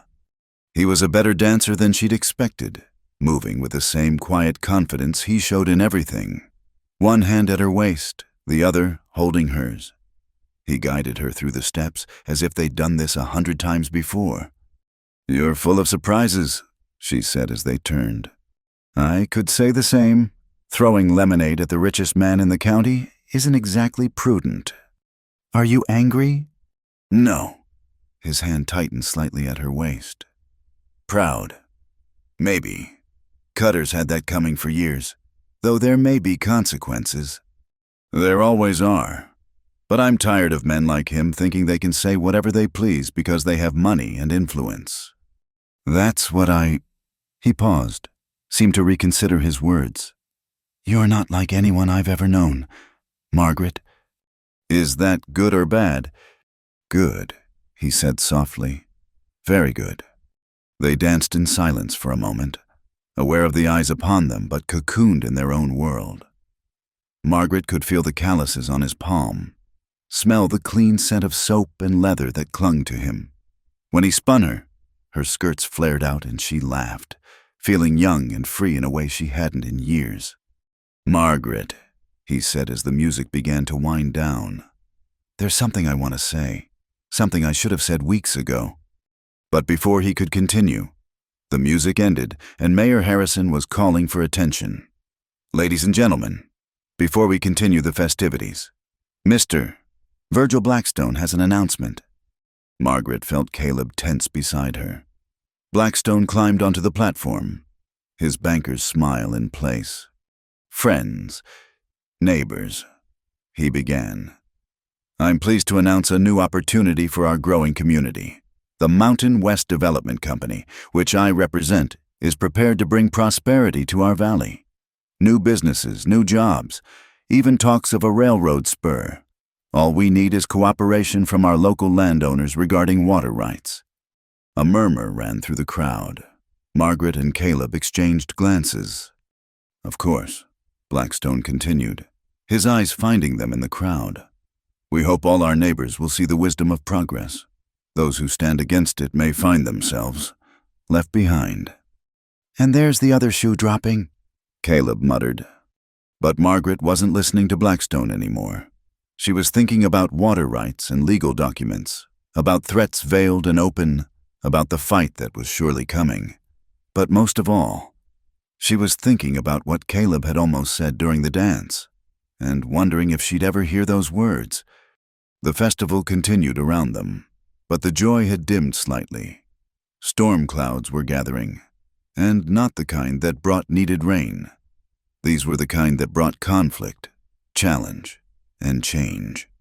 "We should go," Caleb said quietly. "Need to prepare for what's coming." Margaret nodded, but before they could move, Mrs. Anders appeared. "Don't you dare leave yet. The pie contest is about to begin, and I entered your chess pie. Margaret, the one you brought to church last week." "I didn't enter." "I did it for you. That pie was too good not to share. Come on." And so they stayed, Margaret blushing as her pie won second place, Caleb grinning as she accepted the ribbon. They stayed for the egg toss and the shooting contest, where Margaret surprised everyone by placing third with Caleb's pistol. "City girl, my foot." Thomas laughed. "You shoot like you were born with a gun in your hand." "My grandfather taught me," Margaret admitted. "He said a woman should know how to defend herself." "Smart man," Caleb said, and there was something in his voice that made her shiver. As the sun began to sink toward the mountains, painting the sky in shades of rose and gold, they finally made their farewells. The wagon ride home was quiet, both lost in thought. "It was a good day," Margaret said finally. "Despite Cutter, despite Blackstone, because of you." Caleb replied, "You stood up to Cutter, won over the town wives, even placed in the shooting contest. You're making a place for yourself here." "We both are," she corrected. "The Half Moon is becoming something more than just a ranch. It's becoming a home." He glanced at her, something soft in his expression. "Yes," he agreed. "It is." As they crested the rise that brought the ranch into view, Margaret felt a surge of protectiveness. This place, these people, this life she was building, she would fight for all of it. Whatever Blackstone and Cutter threw at them, whatever challenges came, she would meet them head on. "Caleb," she said as he helped her down from the wagon, "what were you going to say during the dance?" He hesitated, then shook his head. "Later, when we're not facing a fight, when I can say it proper." She wanted to press, but something in his expression stopped her. "All right, later then." "Later," he promised, and his hand lingered on hers just a moment longer than necessary before he turned to tend to the horses. Margaret went inside to change out of her festival dress, the blue ribbon from the pie contest still in her hand. She pinned it to the wall beside her mirror, a bright spot of color in the simple room, a reminder of a perfect day, of small victories and large challenges, of dances shared and words unspoken. Tomorrow would bring its own battles, but tonight she was content to hold on to the memory of waltzing in Caleb's arms while the fiddles played and the mountains stood witness to something new and fragile and full of promise blooming between them. The summons came 2 weeks after the festival, delivered by a nervous clerk from the county courthouse. Margaret signed for it, her heart sinking as she recognized the official seal. "What is it?" Maria asked, peering over her shoulder. "Blackstone," Margaret said grimly.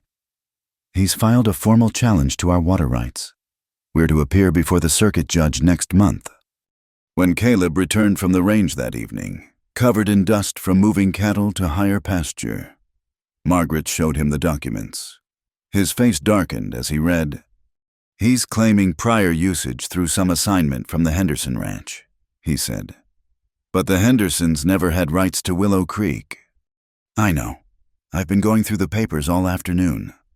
Margaret spread out the documents she'd organized on the kitchen table.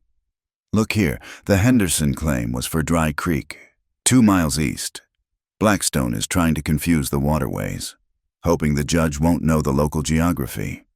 Caleb studied the maps she'd annotated. "You found all this today?" "I rode to the land office," she admitted. "Borrowed Daisy and went myself. The clerk there, Mr. Jennings, was very helpful once I explained the situation." "You rode to town alone?" "I can take care of myself, Caleb, and we needed these documents." He ran a hand through his hair, frustrated. "I know you can. It's just Blackstone plays rough. if he knew you were gathering evidence against him. Then it's good I wore my old brown dress and kept my head down. She pulled out another paper. But look what else I found.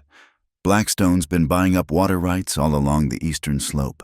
5 ranches in the last year, all forced to sell after their water mysteriously dried up. Damn! Caleb sank into a chair. He's building a monopoly. Yes, but he's also left a trail. Every purchase, every transfer, properly recorded. If we can show the pattern to the judge, we'll need a lawyer. I've thought of that. There's a man in Cheyenne, James Everett. He helped the widow Morrison keep her land when the railroad tried to claim it. I've already written to him. Caleb looked at her with something like wonder. When did you become a legal strategist? When someone threatened what's mine, she said, then caught herself. What's ours? The ranches. I mean... He stood, moving closer. Margaret, about that. About what you said. What's mine? This fight is going to get ugly. Blackstone has money, influence. If you wanted to leave, find work somewhere safer. Are you dismissing me? No. He reached for her hands, then stopped. I'm trying to protect you. I don't need protection. I need... She paused, frustrated. I need to know where I stand. Caleb, am I your housekeeper? Your business partner. Your... She broke off, unable to finish. He struggled for words. You're everything. Housekeeper, partner, friend, and more. If you'd... A knock at the door interrupted.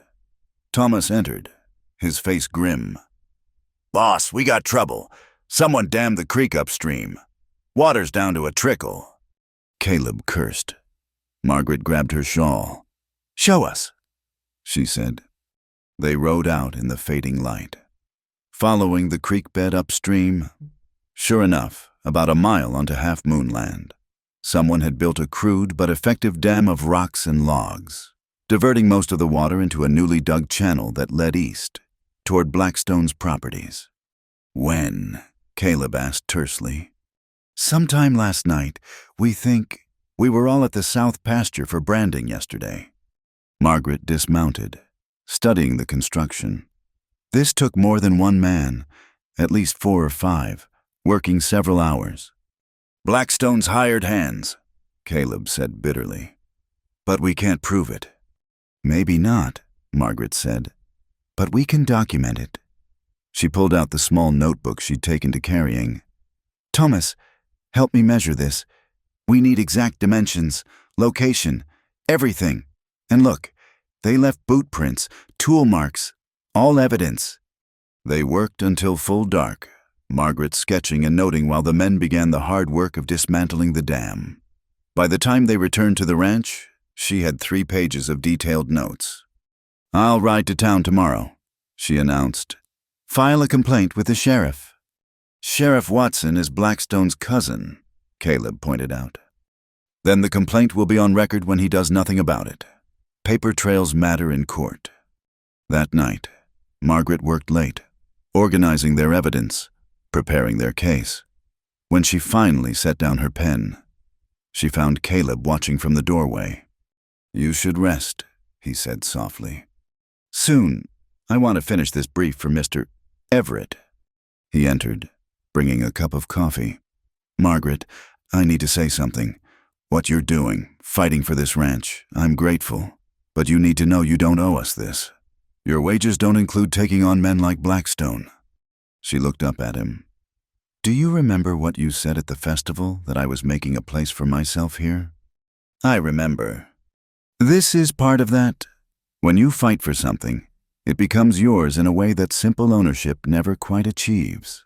She stood, moving to the window where she could see stars glittering above the dark shapes of the mountains. In Providence, I watched everything slip away because no one fought. My father gave up. I won't make that mistake again. She felt him move behind her, not touching, but close. And if we lose? Then we lose fighting. But I don't think we will. Right is on our side, and I'm very good with documents.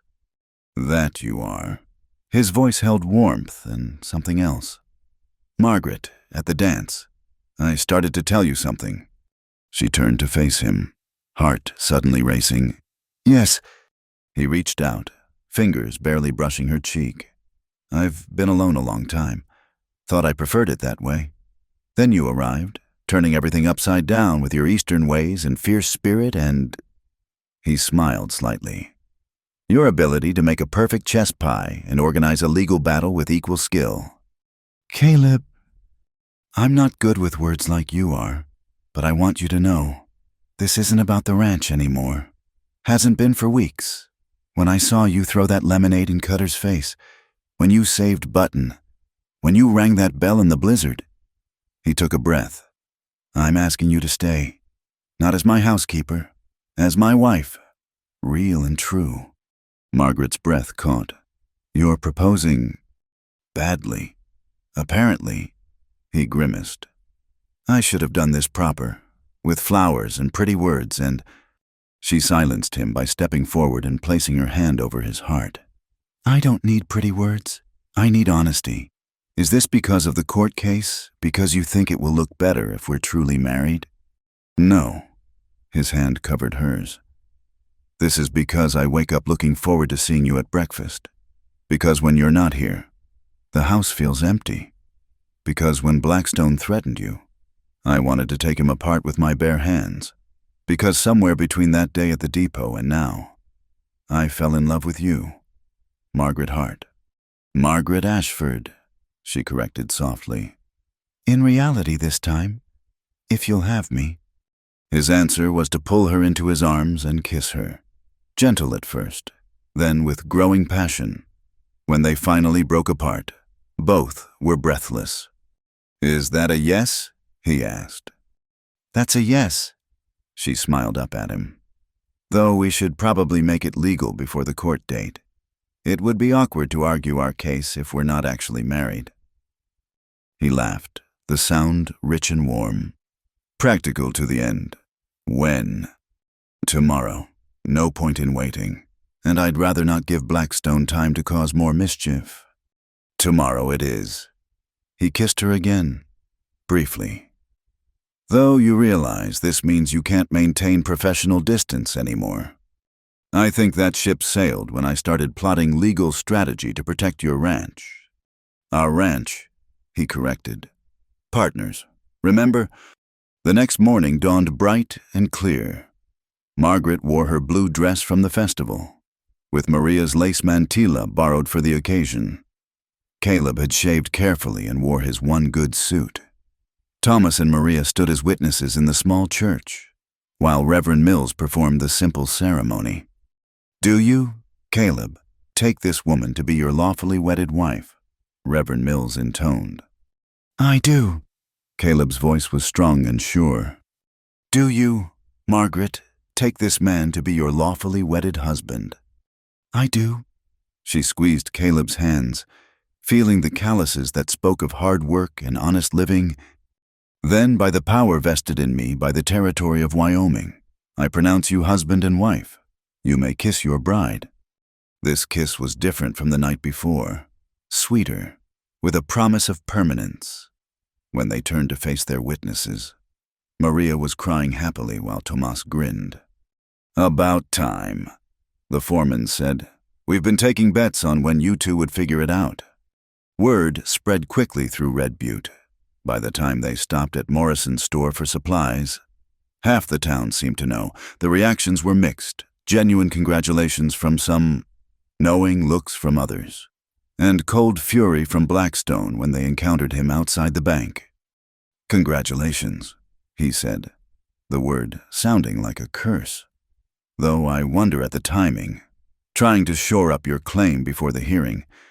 Just making honest what's been true for some time." Caleb replied mildly, "My wife and I have business to attend to, if you'll excuse us."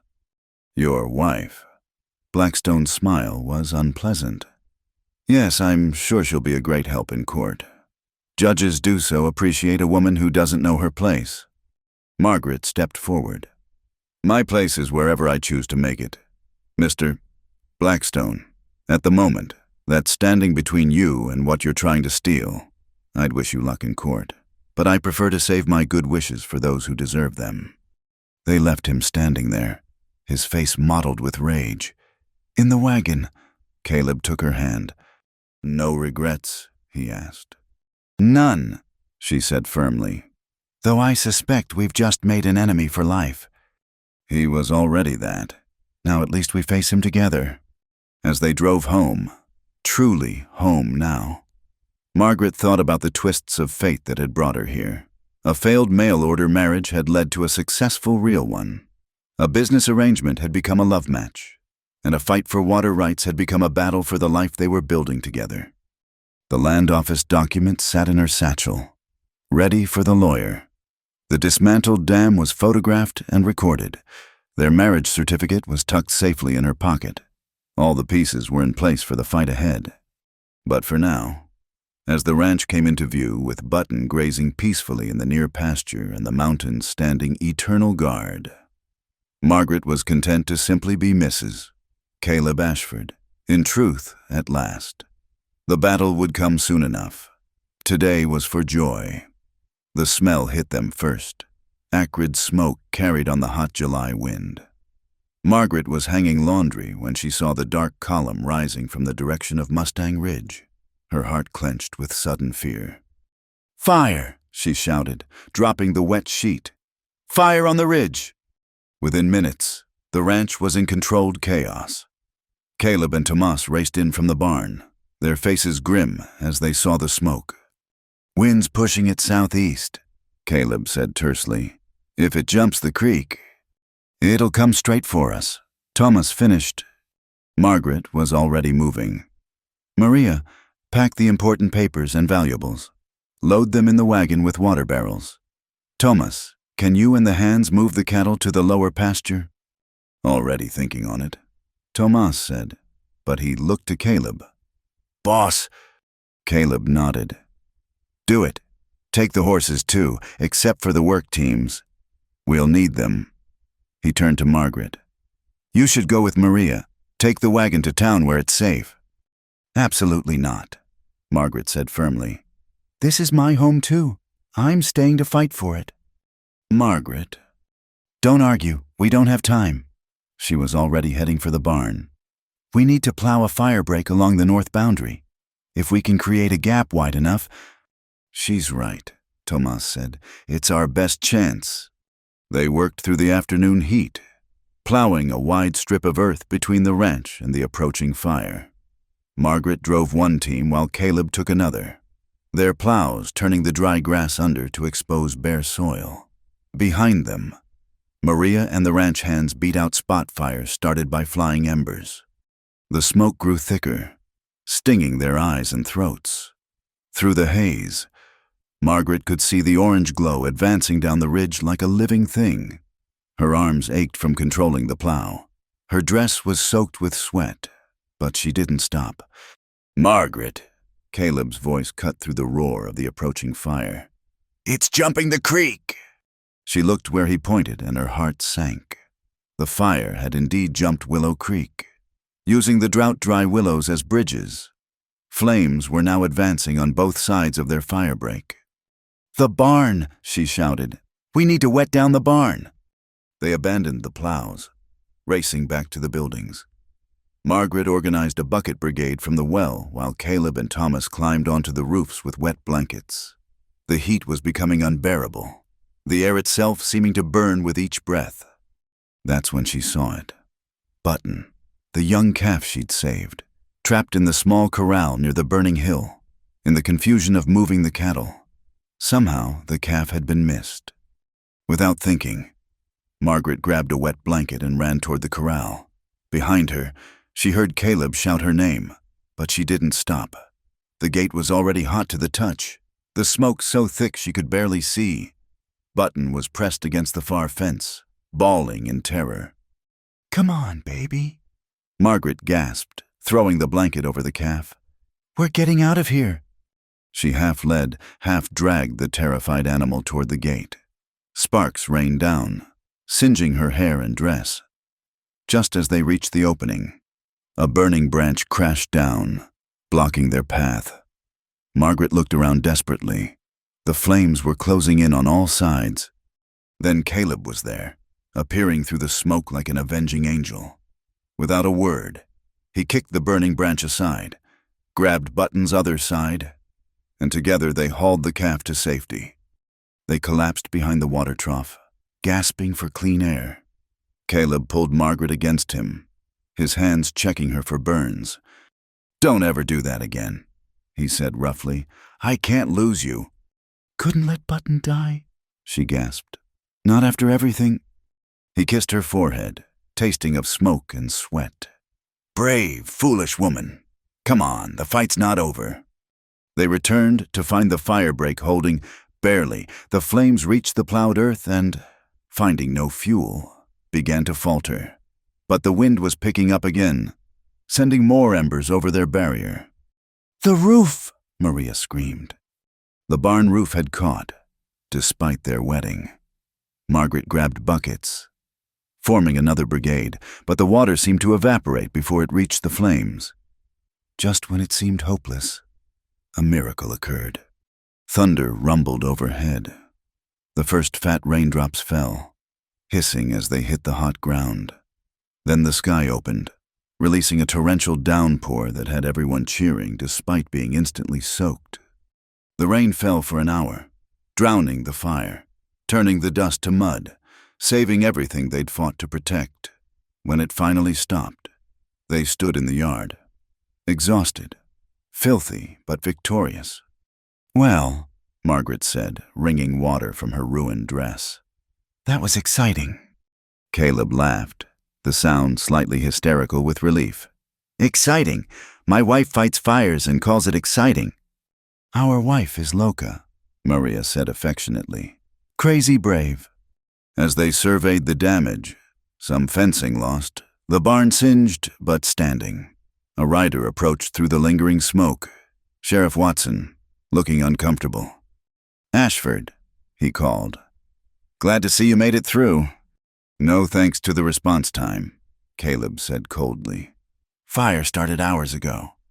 "Yes, well," Watson shifted in his saddle. "Thing is, we got a report. Someone saw riders up on Mustang Ridge just before the fire started. Thought you should know." "Riders," Margaret repeated flatly. "Let me guess, you have no idea who they might be." "Now, Mrs. Ashford, I can't go making accusations without proof." "Of course not. How silly of me to expect law enforcement to enforce the law." Her voice could have etched glass. Watson flushed. "I'm just saying, fires start naturally sometimes, especially in drought years. Could have been lightning." "There wasn't a cloud in the sky until an hour ago," Tomas pointed out. "Well, I've made my report. You folks take care now." Watson turned his horse and rode away quickly. "Blackstone," Caleb said grimly. "Has to be." "Almost certainly," Margaret agreed. "But proving it is another matter." They spent the rest of the day in cleanup, salvaging what they could, reinforcing the fire break in case the flames rekindled. By evening, they were exhausted, but the ranch was secure. At dinner, eaten cold because no one had energy to cook, Margaret noticed Caleb favoring his left arm. "You're hurt," she said. "Let me see." "It's nothing, just singed it pulling that branch away." But when she peeled back his sleeve, the burn was worse than he'd let on, blistering across his forearm. Margaret felt tears prick her eyes. "This is because of me, because I went after Button." "This is because someone set our land on fire," Caleb corrected. "You did what you thought was right. Can't fault you for that." As she cleaned and dressed the burn, working by lamplight, Margaret thought about the kind of man who would risk himself for a calf, simply because it mattered to her. The kind who fought beside her instead of ordering her to safety. The kind who saw her as a partner, not a possession. "Caleb," she said softly. "I love you." His good hand found hers. "I love you too, even when you're running into burning corrals like a madwoman." Especially then, he agreed. though I'd prefer less dramatic demonstrations in the future. Later, as they prepared for bed, Margaret stood at their bedroom window, looking out at the blackened hillside.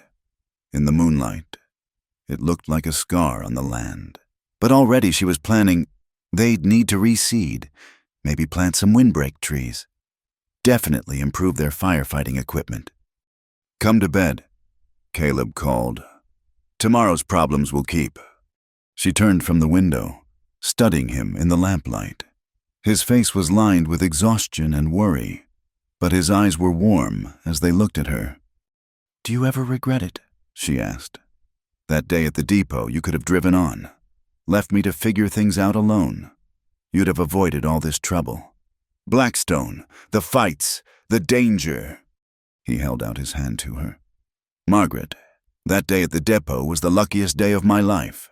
Everything that's happened since, good and bad, has been worth it to have you here, to have you as my wife, my partner, my love." She went to him, letting him pull her close. "Even the fire." "Even the fire, though let's not make a habit of those." They held each other in the darkness, listening to the night sounds returning, crickets, an owl, the distant bawl of cattle. The land was wounded but not broken. They were tired but not defeated. "The court date is next week," Margaret murmured against his chest. "I know." "Blackstone won't stop. The dam, the fire. He's trying to break us before we get to court." "Then he doesn't know us very well, does he?" Caleb's arms tightened around her. "We don't break easy. You and I—" "No," she agreed. "We don't."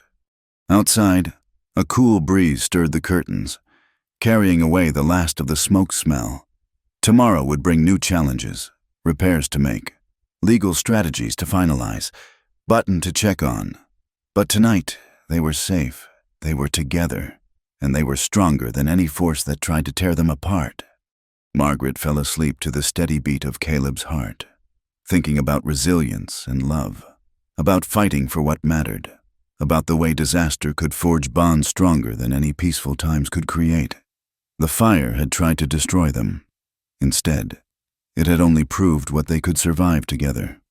And if Virgil Blackstone thought one fire would make them give up their water rights, he was about to learn just how wrong he was. Margaret smiled in the darkness. She was looking forward to educating him.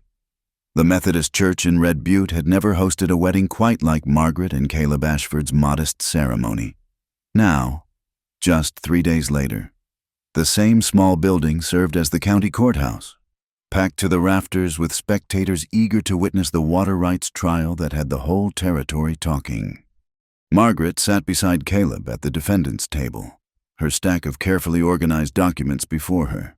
She wore her best dress, the blue one from the festival, now properly cleaned and pressed. Beside her, Caleb looked uncomfortable in his suit but determined. Their lawyer, James Everett from Cheyenne, reviewed his notes one final time.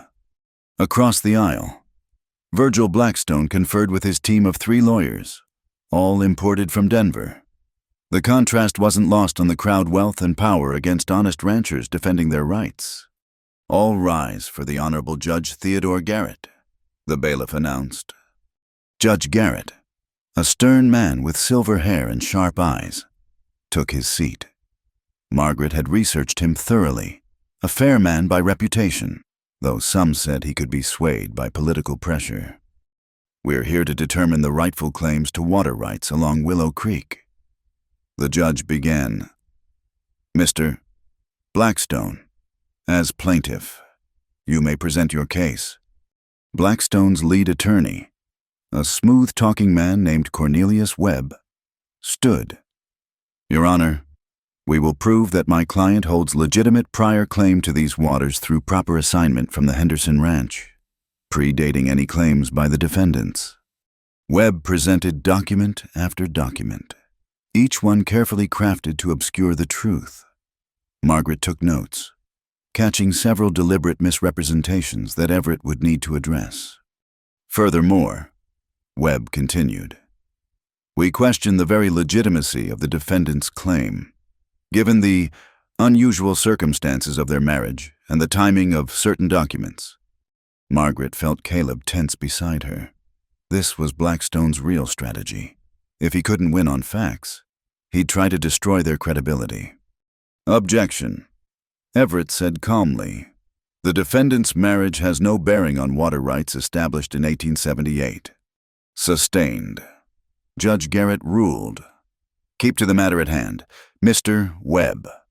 But the seed of doubt had been planted. Margaret saw some spectators whispering, glancing at her and Caleb with speculation. The morning dragged on, Webb presenting a twisted version of events that painted Blackstone as a civic-minded businessman trying to bring progress to the valley.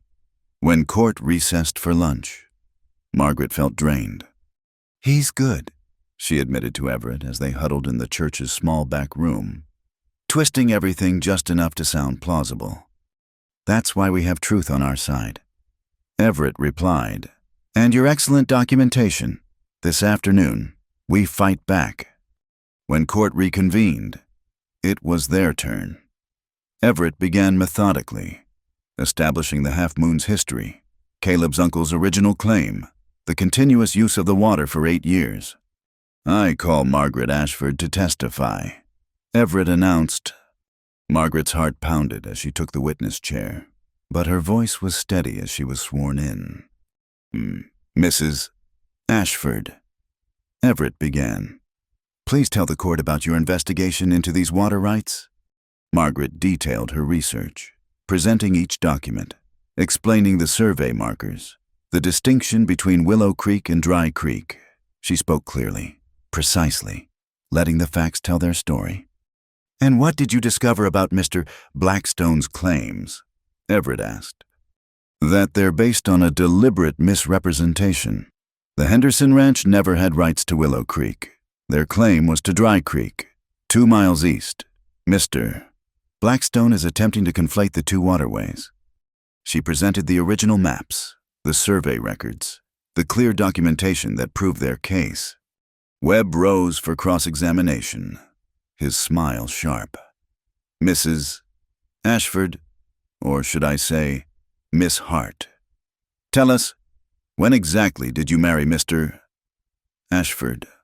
3 days ago, Margaret replied evenly, "though we've been living as husband and wife since April." "Living as husband and wife?" Webb's tone was insinuating. "Yet you were employed as his housekeeper, were you not?" "I was. I am also now his wife and partner in the ranch." "How convenient. Tell me, Miss Hart." "Mrs. Ashford," Margaret corrected firmly. "Did you not arrive in Red Butte as a mail-order bride for another man rejected, I believe, for being too forward?" The crowd murmured. Margaret felt heat rise in her cheeks but kept her voice level. "I was rejected by Silas Cutter for being educated and speaking my mind. I consider it the greatest fortune of my life, as it led me to my husband. So, within hours of being rejected, you moved into Mr. Ashford's home, rather scandalous, wouldn't you say?" "Objection," Everett called. "Counsel is badgering the witness about matters irrelevant to water rights." "Your Honor," Webb said smoothly, "I'm establishing that this witness may have ulterior motives for her sudden interest in water rights documentation. I'll allow it. Judge Garrett ruled. But get to your point quickly, Mr. Webb." Webb circled like a predator. "Isn't it true that you only became interested in these water rights after Mr. Blackstone made his generous offer to purchase them?" "I became interested in protecting my home when it was threatened," Margaret replied, just as any wife would. "Your home after merely a few weeks." Margaret straightened in her chair. "Mr. Webb, home isn't measured in time, but in commitment. I've worked that land, improved that ranch, saved its livestock. I've fought fires to defend it. If that doesn't make it my home, I don't know what does."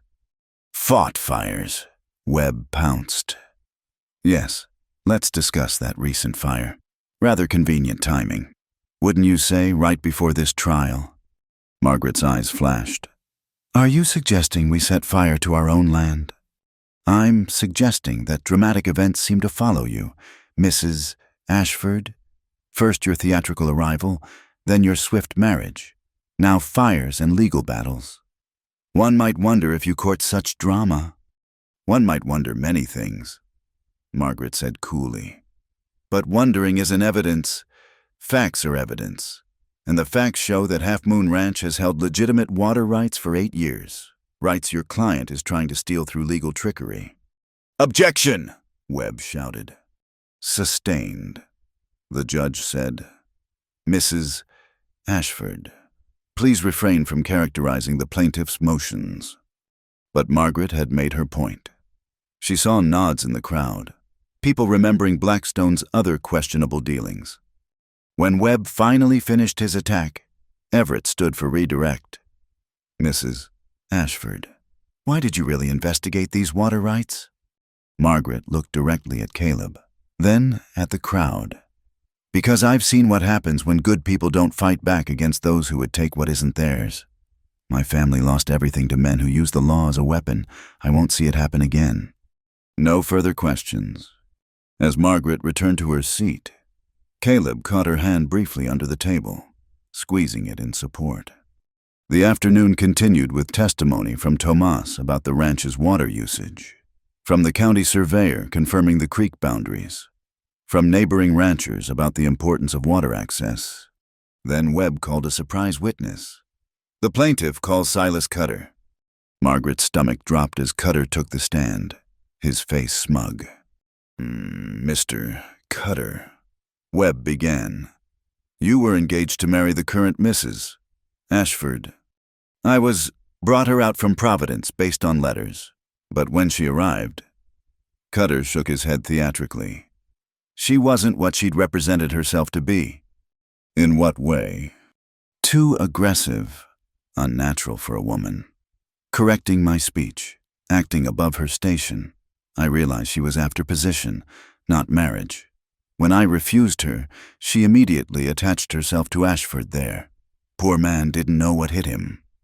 The lies were so blatant Margaret nearly stood, but Everett's hand on her arm stopped her. On cross-examination, Everett was surgical. Mr. Cutter, did you or did you not reject Miss Hart within minutes of meeting her? I made a judgment. Yes or no, Mr. Cutter, did you reject her at the train station, publicly, within minutes of her arrival? Yes, but... And did Mr. Ashford know Miss Hart before that day? I don't believe so. So he couldn't have conspired with her to deceive you? Cutter flustered. Well, no, but... No further questions. As the day wore on, the truth emerged despite Webb's best efforts. The documents were clear, the witnesses credible, the facts on their side. In closing arguments, Webb made one last attempt. Your Honor, we ask you to see through this obvious scheme. A desperate woman, a lonely rancher, a sudden marriage, and now claims to valuable water rights. The timeline alone suggests manipulation. Everett stood for their closing. Your Honor, Mr. Webb asks you to ignore facts in favor of innuendo. The documents speak for themselves. The Half Moon Ranch has held and used these water rights for 8 years. That Mr. and Mrs. Ashford found love while defending their land doesn't diminish their claim. It strengthens it. They fight not for profit but for their home, their future, their life together. The law is clear. The prior appropriation doctrine means first in time, first in right, and Half Moon was first. Judge Garrett retired to consider. The wait was agony. Margaret and Caleb stood outside with their supporters. The Ortegas, the Anders, Mrs. Chen, and others who'd come to see justice done. Whatever happens, Caleb said quietly, I'm proud of you. The way you stood up there, told the truth despite their attacks. We're not done yet, Margaret warned, but she leaned into his warmth. When the bailiff called them back, the church was even more packed. Judge Garrett looked solemn as he spoke. This court has reviewed extensive documentation and testimony. While the plaintiff has raised questions about the defendant's personal circumstances, the law concerns itself with facts, not speculation. The facts clearly show that Half Moon Ranch has prior claim to Willow Creek water rights. Dating to 1878, the Henderson Ranch claims were to Dry Creek, and no legitimate transfer of Willow Creek rights occurred. Margaret gripped Caleb's hand. Therefore, this court finds in favor of the defendants. The water rights of Willow Creek remain with Half Moon Ranch. Furthermore, given the evidence of deliberate misrepresentation, the plaintiff is ordered to pay all court costs. Case dismissed. The courtroom erupted. People surged forward to congratulate them while Blackstone stormed out, his lawyers trailing behind. Margaret found herself embraced by people she barely knew, all celebrating the victory of honest ranchers over greed. "We did it," she breathed to Caleb when they finally had a moment. "You did it," he corrected. All that research, the documentation, standing up to their attacks. "We did it," she insisted. "Together." That evening, they hosted a celebration at the ranch. The barn still showed scorch marks from the fire, but lanterns were strung and music played as neighbors gathered to share food and joy. "Speech," someone called. "Let's hear from the victors." Caleb tried to decline, but Margaret stood, pulling him up with her. "Thank you all for standing with us," she said, her voice carrying across the crowd. "This victory isn't just ours. It belongs to everyone who believes that right matters more than might, that truth matters more than wealth. They tried to break us with dams and fires and lies, but they didn't understand something fundamental about this land and its people. We don't break easy." "And we stand together," Caleb added, his arm around her waist. "That's what makes us strong." As the celebration continued around them, Margaret and Caleb slipped away to the porch. In the distance, Willow Creek gurgled peacefully, its waters flowing as they had for countless years, as they would continue to flow for Half Moon Ranch. "No regrets?" Caleb asked, echoing his question from their wedding day. "None," Margaret said firmly. "Though I suspect Blackstone isn't finished. Men like him don't accept defeat easily." "Then we'll be ready. Together." "Together," she agreed, and sealed it with a kiss as the stars came out overhead, witnesses to their triumph and their love. A year had passed since the trial, and autumn had painted the Wyoming landscape in shades of gold and rust.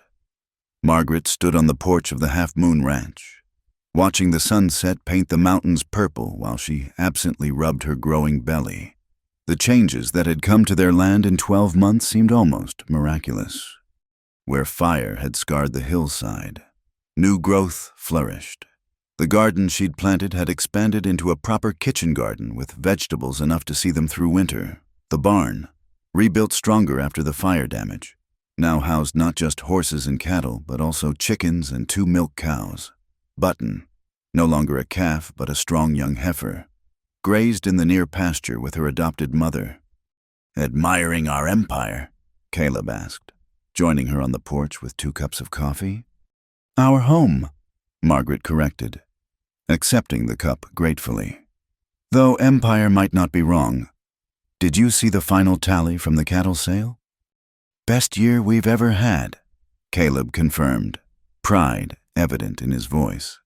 "Your idea to hold back the yearlings until the Denver buyers came through paid off handsomely." "Our idea," she reminded him. "I just did the mathematics. You knew the cattle were worth waiting for." He wrapped an arm around her, his hand coming to rest on her belly. "How's our little rancher doing today?" "Active," Margaret said with a wry smile. "I think this one's going to be as stubborn as both parents combined." "Heaven help us," Caleb laughed. The peace of the moment was broken by the sound of approaching hooves. Tomas rode in fast, dust clouding behind him. "Boss, Mrs. Margaret," he called. "Wagon coming. Looks like Blackstone and some others." Margaret and Caleb exchanged glances.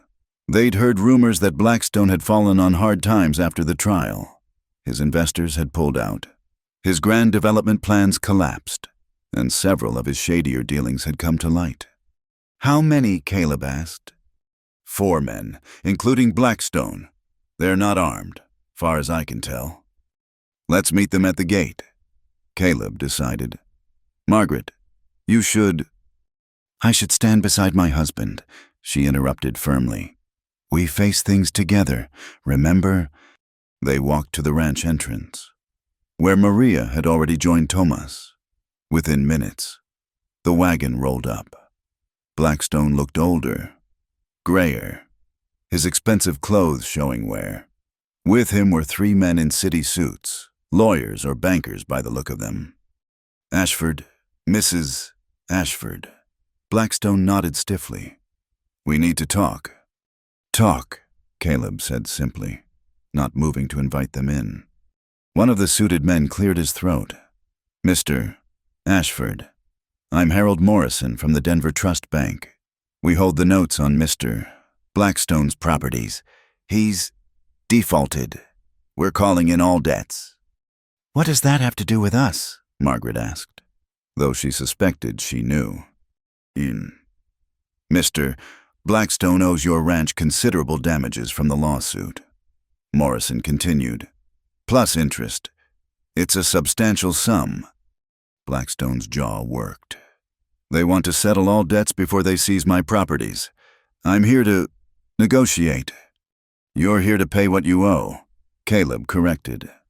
"I can't pay in cash," Blackstone admitted, the words clearly costing him. "But I have another proposal." He pulled out a deed. "The riverside 40 acres along Willow Creek, adjacent to your northern boundary. Good land, water access. It's worth more than what I owe you." Margaret studied the document. It was indeed good land that would expand their ranch significantly. But more than that, it was poetic justice. Blackstone forced to give them the very land he'd hoped to control. "There's a condition," Blackstone added, his voice bitter. "I need a letter stating all debts are settled, and I need work." "Work?" Caleb's eyebrows rose. "I'm broke," Blackstone said flatly. "Everything's gone. I need employment, and you're one of the few successful operations left in the valley. I know cattle. I know business. I'm asking for a job." The silence stretched. Margaret could feel the shock radiating from Thomas and Maria, Virgil Blackstone, who'd tried to destroy them, asking for work. "You tried to steal our water," Caleb said slowly. "You damaged our property. You likely set fire to our land." "You can't prove that last part," Blackstone said automatically, then caught himself. "But, yes, I did those things, and I was wrong." Margaret stepped forward. "Wrong, you could have killed us. You tried to destroy our home, our livelihood, and now you want us to employ you." "I want to work," Blackstone repeated. "I've lost everything else, my pride, my fortune, my position. All I have left is knowledge and a willingness to work. I'm not asking for charity, I'll earn my keep." "Why should we trust you?" Caleb asked. Blackstone's shoulders sagged. "Because I have nothing left to scheme for. Because you won when everyone said you couldn't. Because—" he looked directly at Margaret. "Because you were right, about men like me, using the law as a weapon. I've reaped what I sowed, and it's bitter fruit indeed." Margaret felt the baby kick, as if reminding her of the future they were building. She thought about mercy, about second chances, about the man who'd given her a chance when she'd stood rejected at a train station. "What do you think?" she asked Caleb quietly. "I think," Caleb said slowly, "that a man who can admit he's wrong might be a man who can change. But trust is earned, not given." He looked at Blackstone. "Probationary period, 6 months. You work as a regular hand, no special treatment, no management role. You take orders from Thomas. You live in the bunkhouse with the other hands. You cause any trouble, you're gone.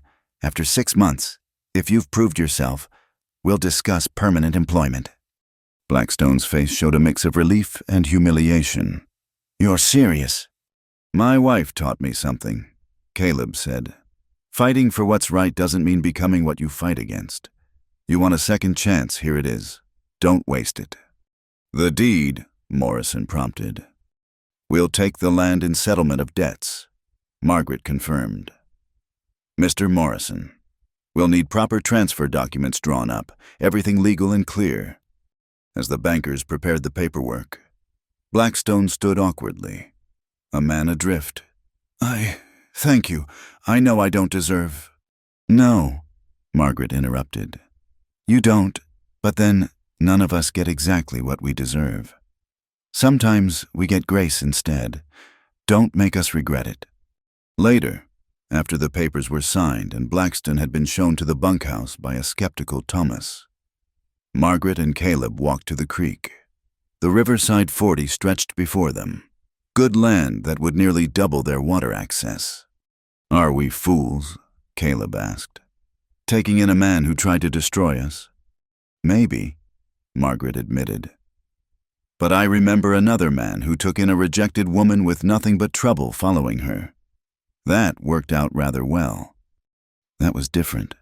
You were never like Blackstone. No, but I was desperate and alone and in need of a chance. Maybe that's enough similarity. She bent to pick up a smooth river stone, then walked to the new boundary marker.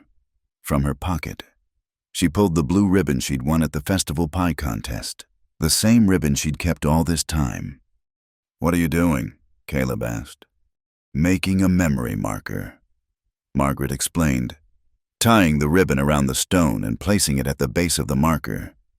To remember that we won not through becoming like our enemies, but by staying true to ourselves, by building instead of tearing down, by choosing hope over fear. Caleb pulled her close. Have I told you today that I love you? Only 3 times, she teased. You're slipping. I love you, he said seriously. For your strength, your wisdom, your ridiculous mercy, for taking a chance on a taciturn rancher who couldn't even propose properly. You did fine, Margaret assured him. Eventually. They walked back to the house hand in hand, pausing to check on Button, who came to the fence for attention like the pet she'd become. At dinner that night, their table was full. Thomas and Maria had joined them, as had become common, and 2 new hands they'd hired with the profits from the good year. The talk was of plans for the expanded ranch, of the coming baby, of the new school being built in town where Maria hoped to send her younger children. To the half moon, Tomas raised his coffee cup in an impromptu toast. And to the bosses who've made it a place worth working for. To family, Maria added, smiling at Margaret's belly, growing larger every day. To second chances, Margaret said, thinking of Blackstone in the bunkhouse, beginning his journey toward redemption or failure, his choice to make. To home, Caleb finished simply, as the evening wound down and their guests departed. Margaret stood once more on the porch, now wearing a shawl against the cool night air. The stars were brilliant overhead. The creek sang its eternal song, and somewhere in the distance, a coyote called to its pack. Her hand went to her belly, feeling the life growing there. A child who would be born to this land, would grow up knowing the value of hard work and honest dealing, of standing up to bullies and extending grace to the fallen. A child who would inherit not just land and cattle, but the legacy of love and courage built by parents who'd found each other through unlikely circumstances. Coming to bed? Caleb called from inside. In a moment, she replied, taking one last look at their kingdom, earned through sweat and tears, defended with courage and intelligence, expanded through unexpected mercy. She thought of the frightened woman who'd stood on a train platform over a year ago, publicly rejected and alone. That woman could never have imagined this life-respected wife, successful rancher, soon-to-be mother. But that woman had possessed one crucial quality, the courage to step into the unknown when a stranger offered his hand. Thank you, she whispered to the night, to fate, to whatever power had brought her here. Then she went inside to her husband, her home, her future, closing the door on the past and opening her arms to all the tomorrows yet to come. In the bunkhouse, Virgil Blackstone lay on a narrow cot, staring at the ceiling and wondering how he'd fallen so far. But somewhere beneath the humiliation was a tiny spark of something he hadn't felt in years. Hope. They'd given him a chance when they had every right to turn him away. Maybe, just maybe, he could become the man he should have been all along. And at the Half Moon Ranch, under stars that had witnessed the rise and fall of countless dreams, a new chapter was beginning. Not with drama or conflict, but with the quiet strength of lives well lived, love well given, and mercy well extended. The West had tested them, tried to break them, and instead had forged them into something stronger than either could have been alone. And that, Margaret thought as she drifted off to sleep in Caleb's arms, was the greatest victory of all. Thank you so much for listening to our story today. I'd love to hear where you're listening from. Please share in the comments below so we can connect and discuss what you thought about Margaret and Caleb's journey. If you enjoyed this tale from the Old West, please subscribe to Wild West Stories 1850. Hit that like button. And don't forget to press the hype button to help more people discover these stories of courage, love, and redemption from America's frontier days. Your support means the world and helps us bring more of these historical romances to life. Until next time, partners.